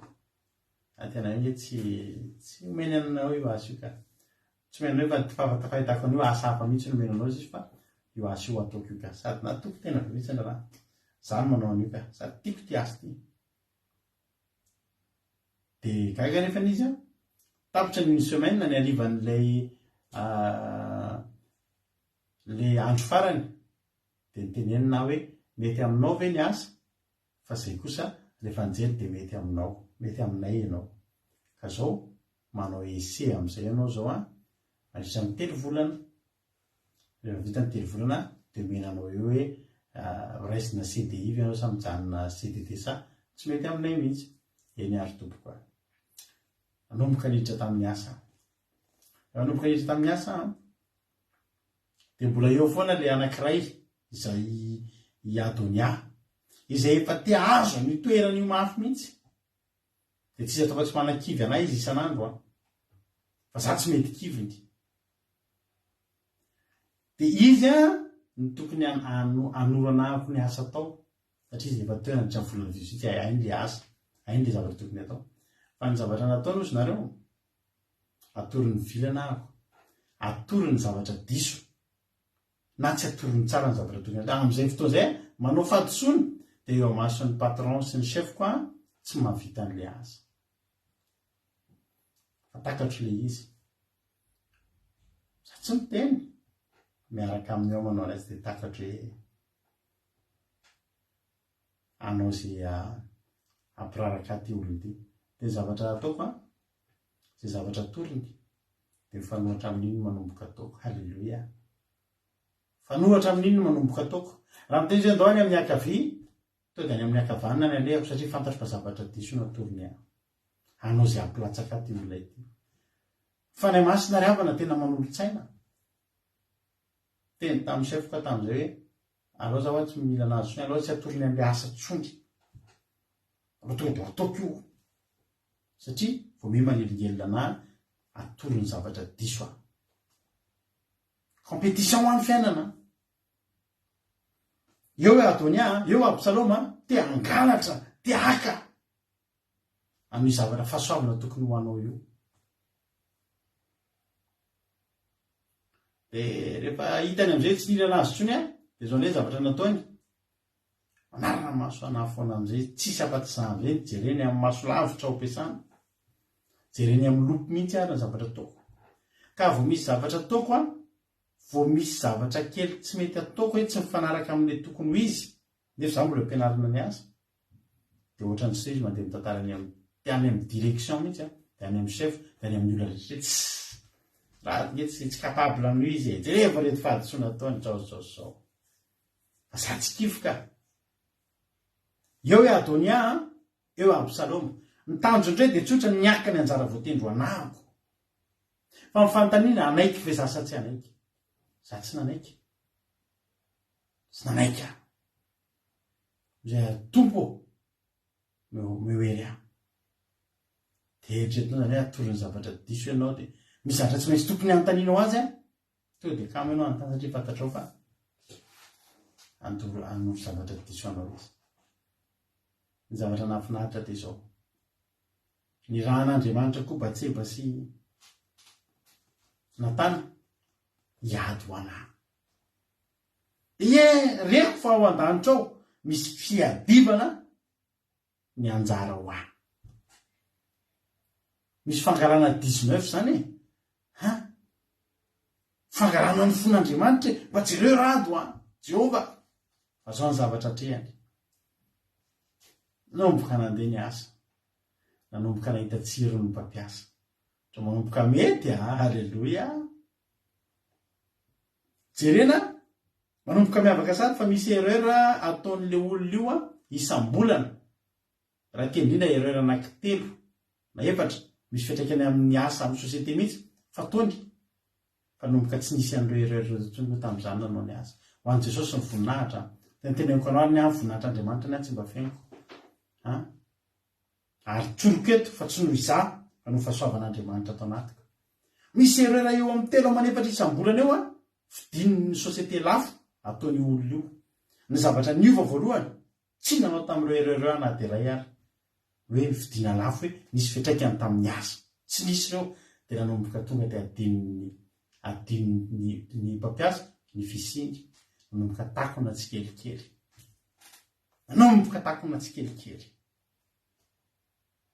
ary tsy vitan'izany nanomboka teo amin'izay tezitra tamiko amin'izay izy lasa nandrafy anahako tamin'ny voalohany izy ainareo moa fa mivazah dia tiany mifosafosa olona dia reko mihitsy fosafosainy eo amin'ny olona eo hitanareo moa fa ny aty andafy indrindra ty amin'ny toerana misy anay dia mbola misy any ny fanavakavahana volokoditra na dia somary akolaka ary dia arak'ilay tenin'le ramatoa nirosaka fidina sy le rangahy anankiray nirosaka fidina filoam-pirenena hoe nireo mpiavo ireo mangalatra ny asantsika fa karakaraintsika ny am'ireo dia mizay fisaina amin'zareo hoe asa tokony anazy dia alainao ianao zany ohatrany hoe mangalatra ny asa tsy fantany fa ny anjara voatenako mihitsy ny tedaviny angalarina ary ny Andriamanitra tsy afaka angina amin'izany eo amin'izay ny zavatra ataonao izy nareo tezitra be amiko amin'izay dia nitenena ny ratsy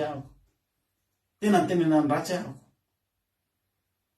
tena tonga dia mahasoaina be azy toy ny zavatra rehetrarehetra tonga dia ohatra hoe amin'ny plasin'ny tômôbilina koa tonga dia sy ny tômôbilina fa za tsy miteny tady plasy hafa tsy mahafaty zany parking zany tsy mahafaty alleloia tonga dia izy mahitana tsy mahaba tsony lasa tonga dia lasa ohatry ny fahavalony mihitsy aho tonga dia lasa tezitra zavatra tsy miteny ka Natanas Batseba miady ho ahy halleloia tonga etretinareo 3 mois zany 3 mois vitany 3 mois dia tokony hoe revelena ny CDD ako aloha satria anatin'ny contrat tokony CDD indroa aloha zahako ifampizato-toetra 6 mois zany fa 3 mois CDD zahako tsy tapitra akory ny 3 mois efa nijoro avongena tamin'ny reto fa 2 mois et demi nampanatsona ary avana halleloia nampanatsona kainao rehefa mpanatsona dia metratra misinina ary nampanatsona anavo zareo notolorana valopy ahako inona atao anatin'ilay valopy contrat CDI mety aminay ny fiasanao rado toy izy foana nitsikitsikinao toy izy ho asanao io fa mety be aminay anao 2 mois et demi maherikely to dia lasa azoko ny contrat CDI azoko ny toerana anjara voatendro anahy anjarako io azy io ingeravana teneniko anareo fa ny asako amin'izao itsoriko avimbelona aminareo fa na dia ny olona nanome anahy io asa io ary na ny fomba nazahoakana io dia tena variana zay sy mampinona tena variana hoe anjara voatendro anay anatin'ny efa-bolana mitady olona anankiray tao anatin'ny efa-bolana tsisy mahafa-po zay alefa amin'ny pôle emploi manao tonga eo amin'ny entretien dia nefa vazaha daholo ny teo aloha natavaratra zaharery mainty hoditra mpiavy niona indray mahita amin'ilay olona za dia zao ny any toky ato anatiko za mitafy voninahitra Andriamanitra ka mainty hoditra fa mitafy voninahitra Andriamanitra azoko ny toerana ny zavatra nitranga tezitra be tamiko foana amin'izay io olona io dia hoe nahazo an'ilay contrat za nahazo contrat CDI za dia tezitra be tamiko tena tezitra izy dia ny tena zava-doza nampareno teneniko anareo asa fatezerana be foana izy fatezerana be dia lasa ny asany lasa tonga dia ataony miteny ratsy izy eritreto anatrehan'ny sefina izy lasa miteny ratsy dia misy zavatra atao tonga dia atao osiny dia nefa rano izy nareo amin'izao tsika miteny zao manana olana ratsainy zany lehilahy zany lasa dala dia hitanareo lasa le olona le ny vadiny lasa mivonony dia lasa voantso any amin'ny mpitandro filaminana dia lasa hitanareo le olona le sous contrôle judiciaire reny dia sady zao mivezivezy makany amin'ny mpitandro filaminana isan-kerinandro dia mivezivezy any amin'ny mpitsabosaina any amin'ny hopitaly mpitsabosaina. Azonareo noho ninona no mifatezerana aminahy. Inona moa zany nataoko tanata zay? Zange zany mba ohatran'le anjara teto amin'ny Solomon zay, zange zany tsy narana, zange mba mitady asa, inona ary ny azo, inona ary ny fotoko. Mitady asa e. Ary io ny anjara voatendro anahy. Ary teneniko anao hatramin'ny asako teto andafy teto, dia io ny asako tiako indrindra hatreto. Alleluia. Dia ny zavatra mitranga araka ny tantako ireo ho BBH zay amin'ny taona 2024 io, dia nampiditra olona anankiray amin'izay zao, mbola vazako io, anampy anahako. Lasa mitombo zany le asa ataoko dia tsy vitako rery. Dia nampiana olona ray lasa ohatran'ny hoe manampinampy anahy amin'le asa. Dia inona indray koa ny ataon'ile voatonga io? Io voatonga io indray ny asa kely ray volana 2 volana. Dia lasa te hiakatra eo amin'le toeraka, lasa izy indray eo amin'le toeraka, zany dia zavako indray lasa mpanampinampy anazy. Azafady anjara voatendro koa io nandalo teo Absaloma, tsy nahazo tonga indray Adonia, anjara voatendro kio Inona indray zavatra mitranga? Io le olona voatonga indray dia mahazo toetra le tamin'ny voalohany, dia le tia miresadresaka, mifosafosa, mananonanona, ohatrany hoe dia mijery zavatra ataoko, dia zavatra mahavariana rehefa dia izao. Ao amin'ny asa ataoko io misy fotoana mampiasa zava-tsarobidy. Mampiasa zava-tsarobidy sarotra ampiasaina. Fao be. Samy manana daholo izay roalahy. Arakaraky ny anenjehany anahy, ny asa atao 3 volana izy, hatramin'izao mbola tsy navaozina ny contratany, mbola ese foana ary nanimba zavatra. Zaho mbola tsy nanimba zavatra taona ray ary. Fa izy mety variana mijery anahy dia nanimba zavatra. Zany hoe le fitiavany te hiakatra eo amin'ilay anjara voatendroko. Dia izany manao erreur ary, dia misy zavatra simba. Kanefa misy zavatra simba dia efa tonga any amin'ny mpampiasa iny dia efa voaray any daholo hoe impiry ihany nanao an'ity erreur ity ary rado impiry. Rado mbola tsy nanao na indray mandeha ary. Rado mandinika tsara. Kalorana fanamasina saina. Mivavaka izy alohany anao. Ahoana ity Jehovah? Zao anaovana an'io. Halleluia. Tsy misy. Ho an'Andriamanitra aloha voninahitra fa hatreto mbola tsy nisy. Mbola tsy nisy erreur nataoko tamin'ny asako. Fa izy kosa efa te hanenjika sady eo amin'ilay toerako. Tena zay mihitsy ny tanjony hoe izy zany vohitra dia mianatra aingana an'izy dia amin'ny mahavazahana azy dia izy no tokony eo amin'ilay ambony zahako mihembotra aty amin'ilay manampinampy anazy. Azahavana anjara voatendro anahy io ka. Ny fanjakana fanontonona ho an'ny Solomon ary misy amintsika eto ohatr'izany, misy amintsika eto mandany. Tsy mety mihitsy ianao fa isaky ny tonga ianao dia ohatran'ny voasitina midiny izany foana. Sao dia mba androany ny anjara voatendro anao sao dia mba androany no raisina ilay fanjakanao revana. Ianao nge ny tononon'Andriamanitra amin'izany, ianao nge ny mpivavaka, ianao nge no mitandrina fahamarinana, ianao nge ilay zanak'Andriamanitra. Ndao raisina ndao rombana ny anjara voatendro ry havana malala. Fa na Absaloma mandalo eo na i Adonia no izay azony atao angalana an'io zao ry havana. Miady tsika. Compétition ny fiainana. Misy compétition foana ny fiainantsika isan'andro. Fa tadidio fa tsika manana ny herin'Andriamanitra. Manana fanahan'Andriamanitra tsika ry havana. Ary vomafy izay mifaninana amintsika. Vomafy. Nisy asa zay zao natao indray andro. Tao ampiasananay. Dia io asa io tsy tokony ataonay. Fa noho ny olana ara-teknika.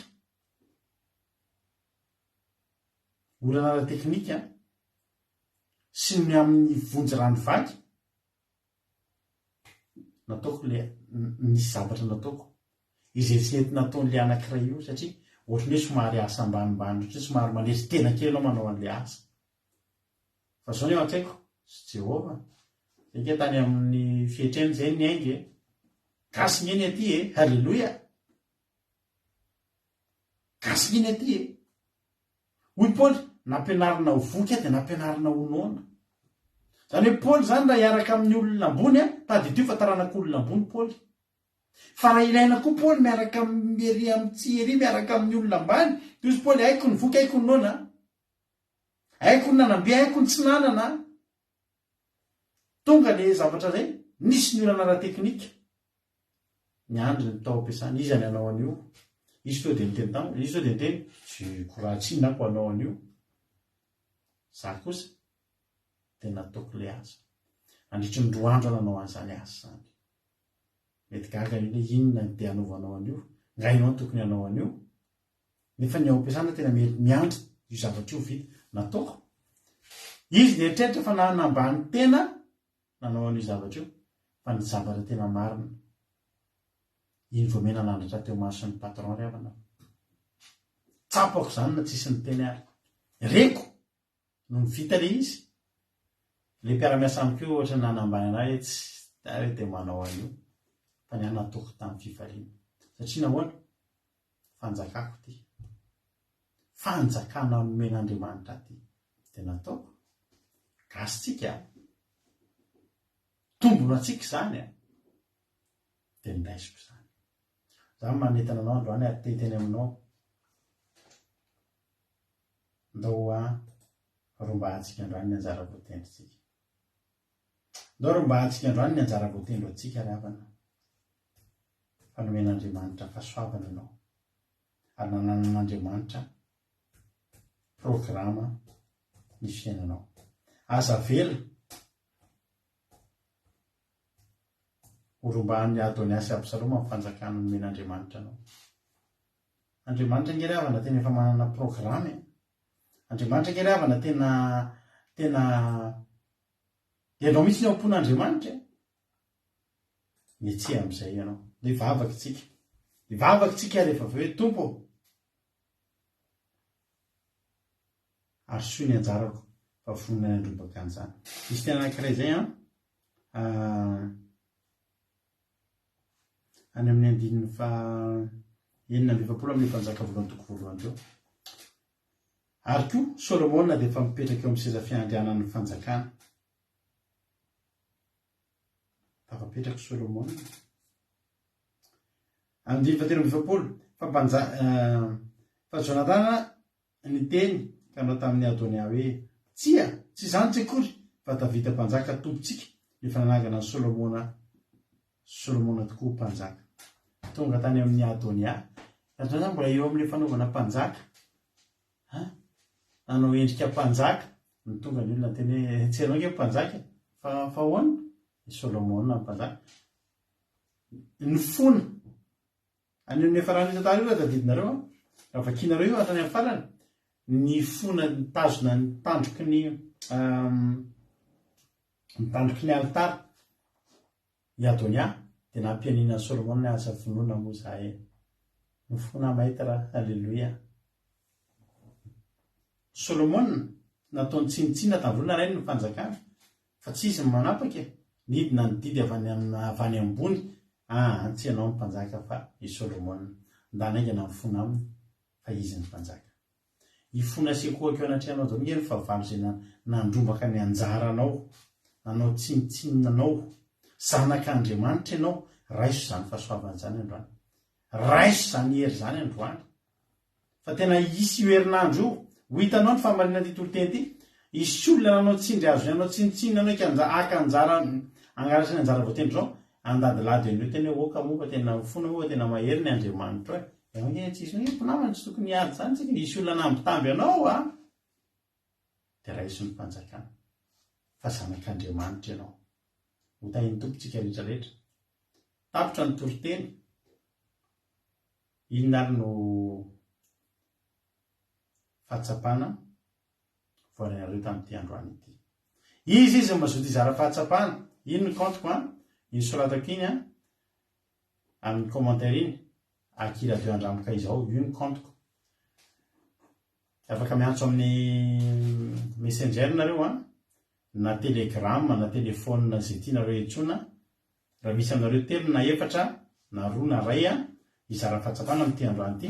Inona ny fahatsapana tsapana rehetra anatin'ny toriteny milohan'ny notsika hira sy vavahantsika ho an'ny tenin'Andriamanitra. Izy ary no mazoto izara fahatsapana dia efa misokatra ao anareo any ny appel afaka miantso ianareo amin'izao fotoana izao. Miandry ary tsika raha misy anao fizarana fahatsapana 2 minitra dia 2 minitra any ny tenenanareo amezanareo izay zavatra voalainareo tao anatin'ny toriteny dia ampidiriko mifatana eto ny appel anareo. Izy ary zay le tenenako hoe rombana mba rombay koa zany asan'Andriamanitra zany. Tokony fandrombahana mihitsy zany miantso zany hoe zany fizara fahatsapana dia rombao. Halleluia amin'ny anaran'i Jesosy. Raha ohatra tsy misy antso dia tonga dia mihitsy tsika. Halleluia.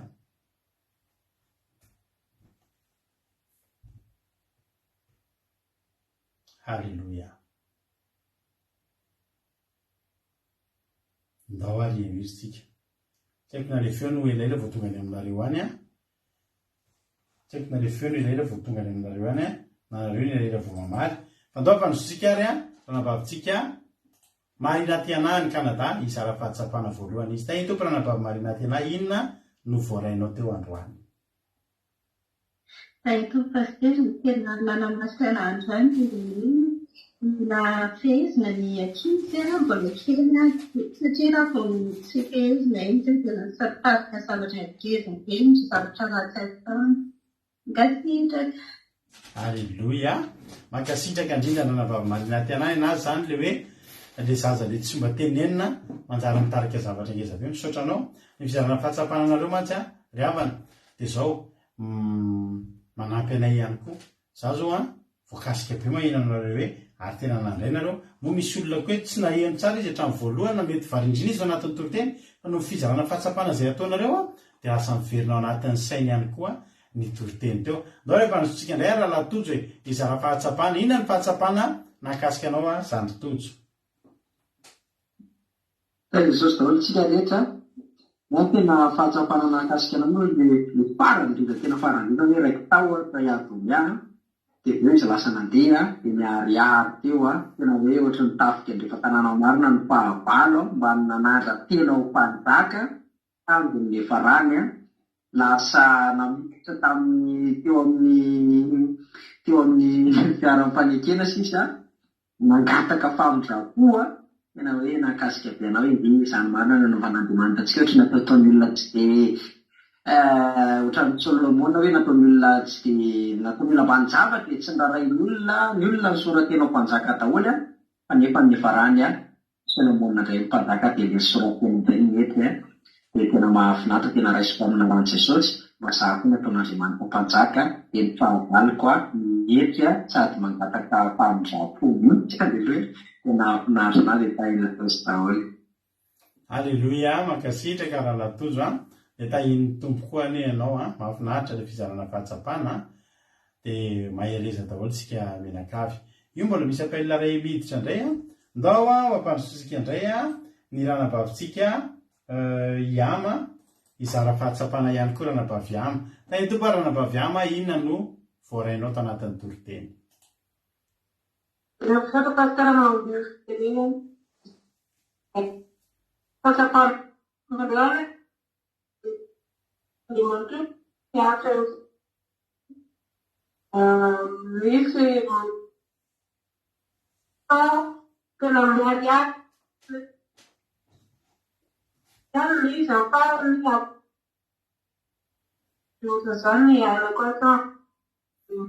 Ohatra somary tapatapaka kely ny teninao nge ranabavy Iama sao dia afaka mitsaka kely anao satria ohatrany tsy dia elinay zao le teninao satria tapaka ela be sao dia afaka mikitsaka kely amin'ny toerana misy connexion tsara ianao mahazo tsara dia amin'izay tsy tapatapaka ny teninao azafady. Somary tapatapaka ngamaleko tsara mialatsiny fahatsapana makasitraka indrindra dia mialatsiny fahatsapana azoko teo zavatra le ten'Andriamanitra tena niatra ny fiainako sy mpiara-miasa le tsiray firenena amiko moa izy dia manenjika be anahy mitady hevitra foana izy aminganana anahy nefa miariary foana le zavatra ataony dia efa tsapan'ny patron le izy dia tena hoe dia raina Jesosy tonga amiko hoe ten'Andriamanitra mahakasika be anahy le izy dia tena hoe teraina Jesosy hafa tena hoe tena misaotra ny Jesosy tamin'izany ten'Andriamanitra izany. Aleloia, amen. Aleloia, mankasitraka zokiama dia tahin'ny tompo ianao misaotra ny fizarana fahatsapana fa mahafinaritra be mihitsy meny fizarana fahatsapana izay ataonareo. Aleloia. Andao ary ampanjosika indray ary navavitsika $100 mbola izara fahatsapana ihany koa izy dia metsika azy fitenena. Tahin'ny tompo ary navavy $100 inona ny fahatsapana voarainao tao anatin'ny toriteny. Tem pessoas parceira de uma categoria feminina, de fazer para agora que ganha, we assim malaka place ambuni, ande upandaka, ande manta refa manele tsika, kila tsika mano estapa, izi manele ka timba tsika, ula ta andaka, ari ni del cavalo, kamera sia kitene, refa voten problema andara wa tsika,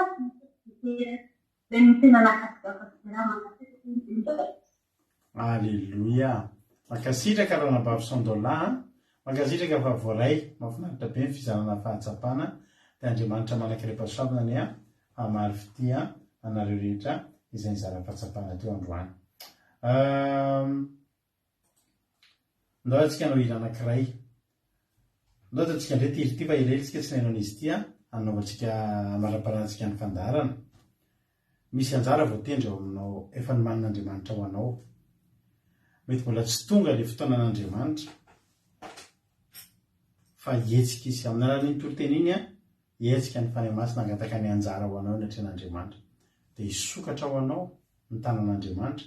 Andao ataontsika ity raha miarahana amin'ny groupe izay maro izy ity mahafinaritra be manao hoe izay nge Jesosy mbola miandry anao foana mbola miandry anao dia ataontsika hiandry an'Andriamanitra hitondra antsika eo alohan'ny anjara voatendro antsika. Aiza ilay biriky vavy Jehovahandriamanitra ho tengenanay, dia antsika rehetra hiara-hira hoe mbola miandry anao izay. Amen.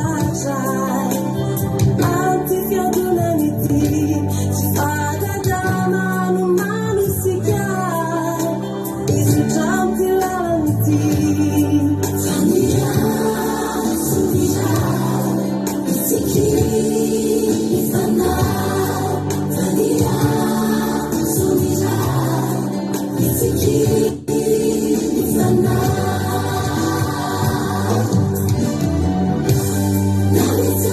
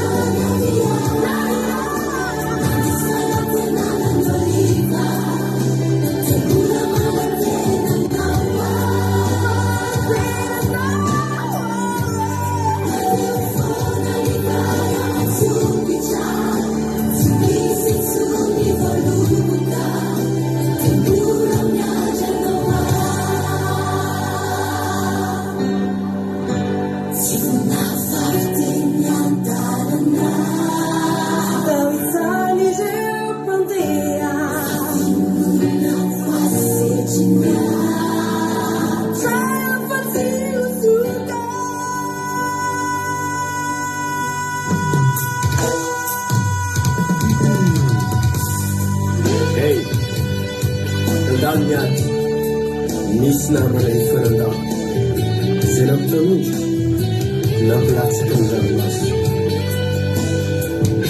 kanefa Jehova amafifoka itsony nivoady zay nataoko teo anatrianao fony voresy lahatra fa nininona miseho dia tsy ala fa hifiditra amina fony tsy zanaka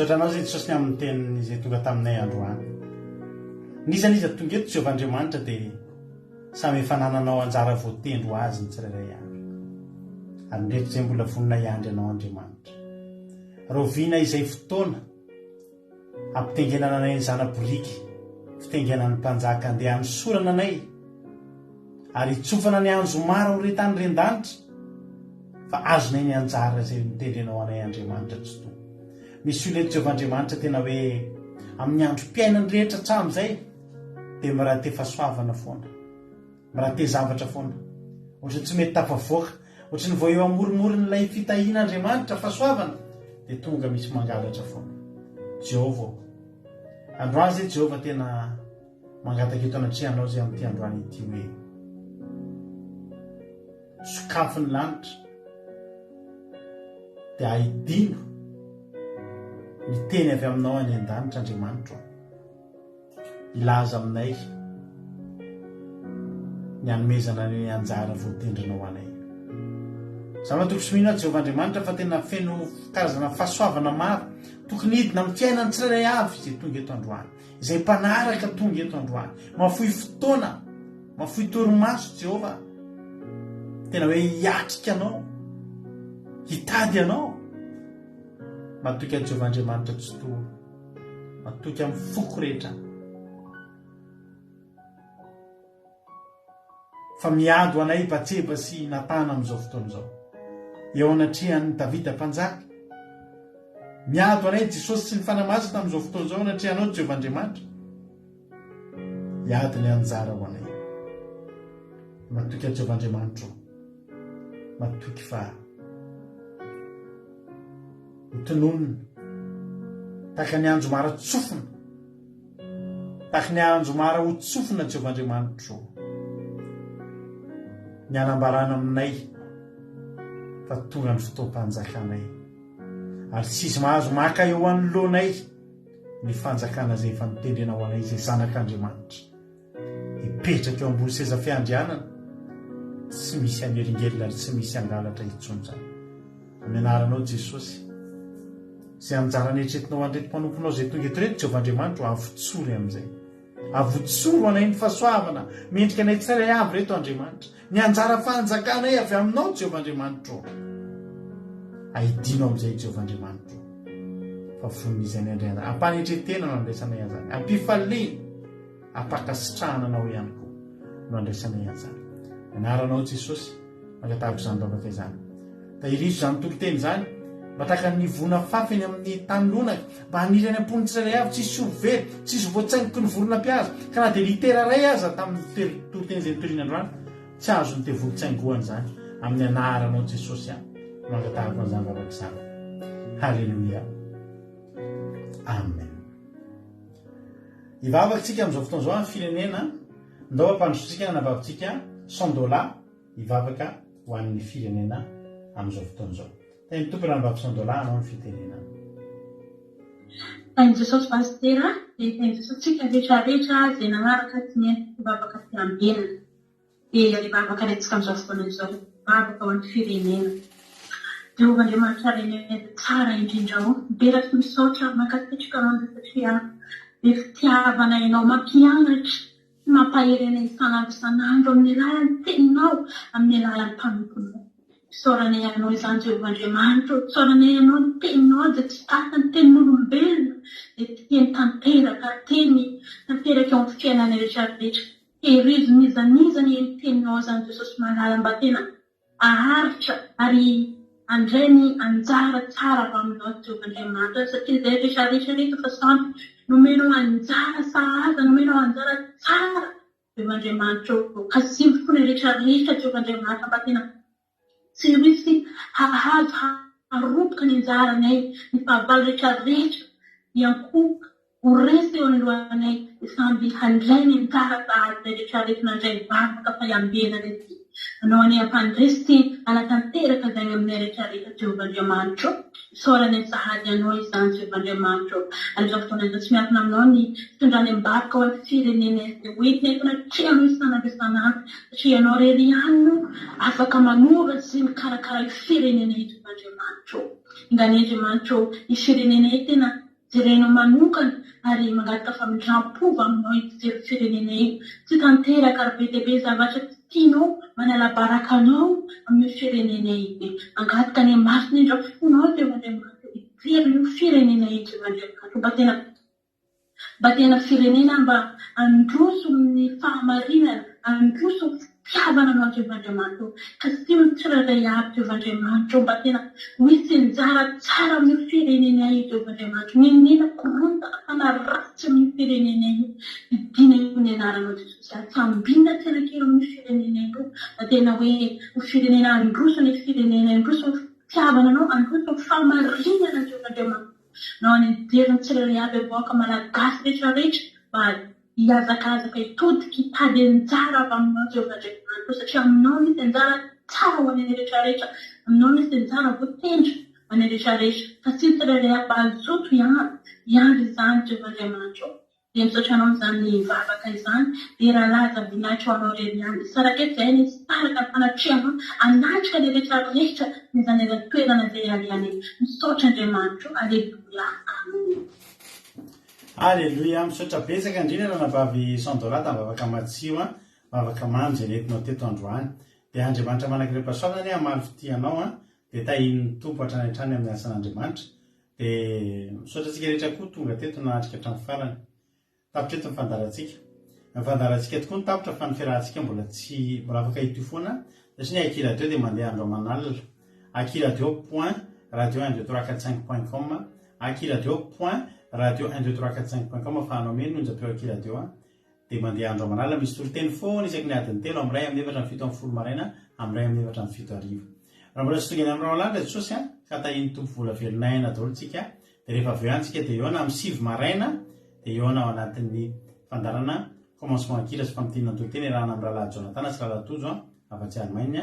Ao aorianan'izay ianareo izay rehetra hiaraka aminay manao commencement dia afaka mandeha FMPA tareo, dia rapitso amin'ny folo sasany amin'ny 1:20 eo lancena ny Zoom, dia ao anaty Zoom isika manao commencement andramonge ka izao hoe ho hitanareo ohatrany ahoana zany commencement zany. Amin'ny sasany kosa manomboka ny live izay fotoam-bavakantsika sy ny toro-teny amin'ity sabata ity, dia rahana aminay mivady. Dia mirary antsika sabata fafinaretana daholo sabita iny tompo tapandriamanitra daholo maherezintsika tsirairay avy. Amen.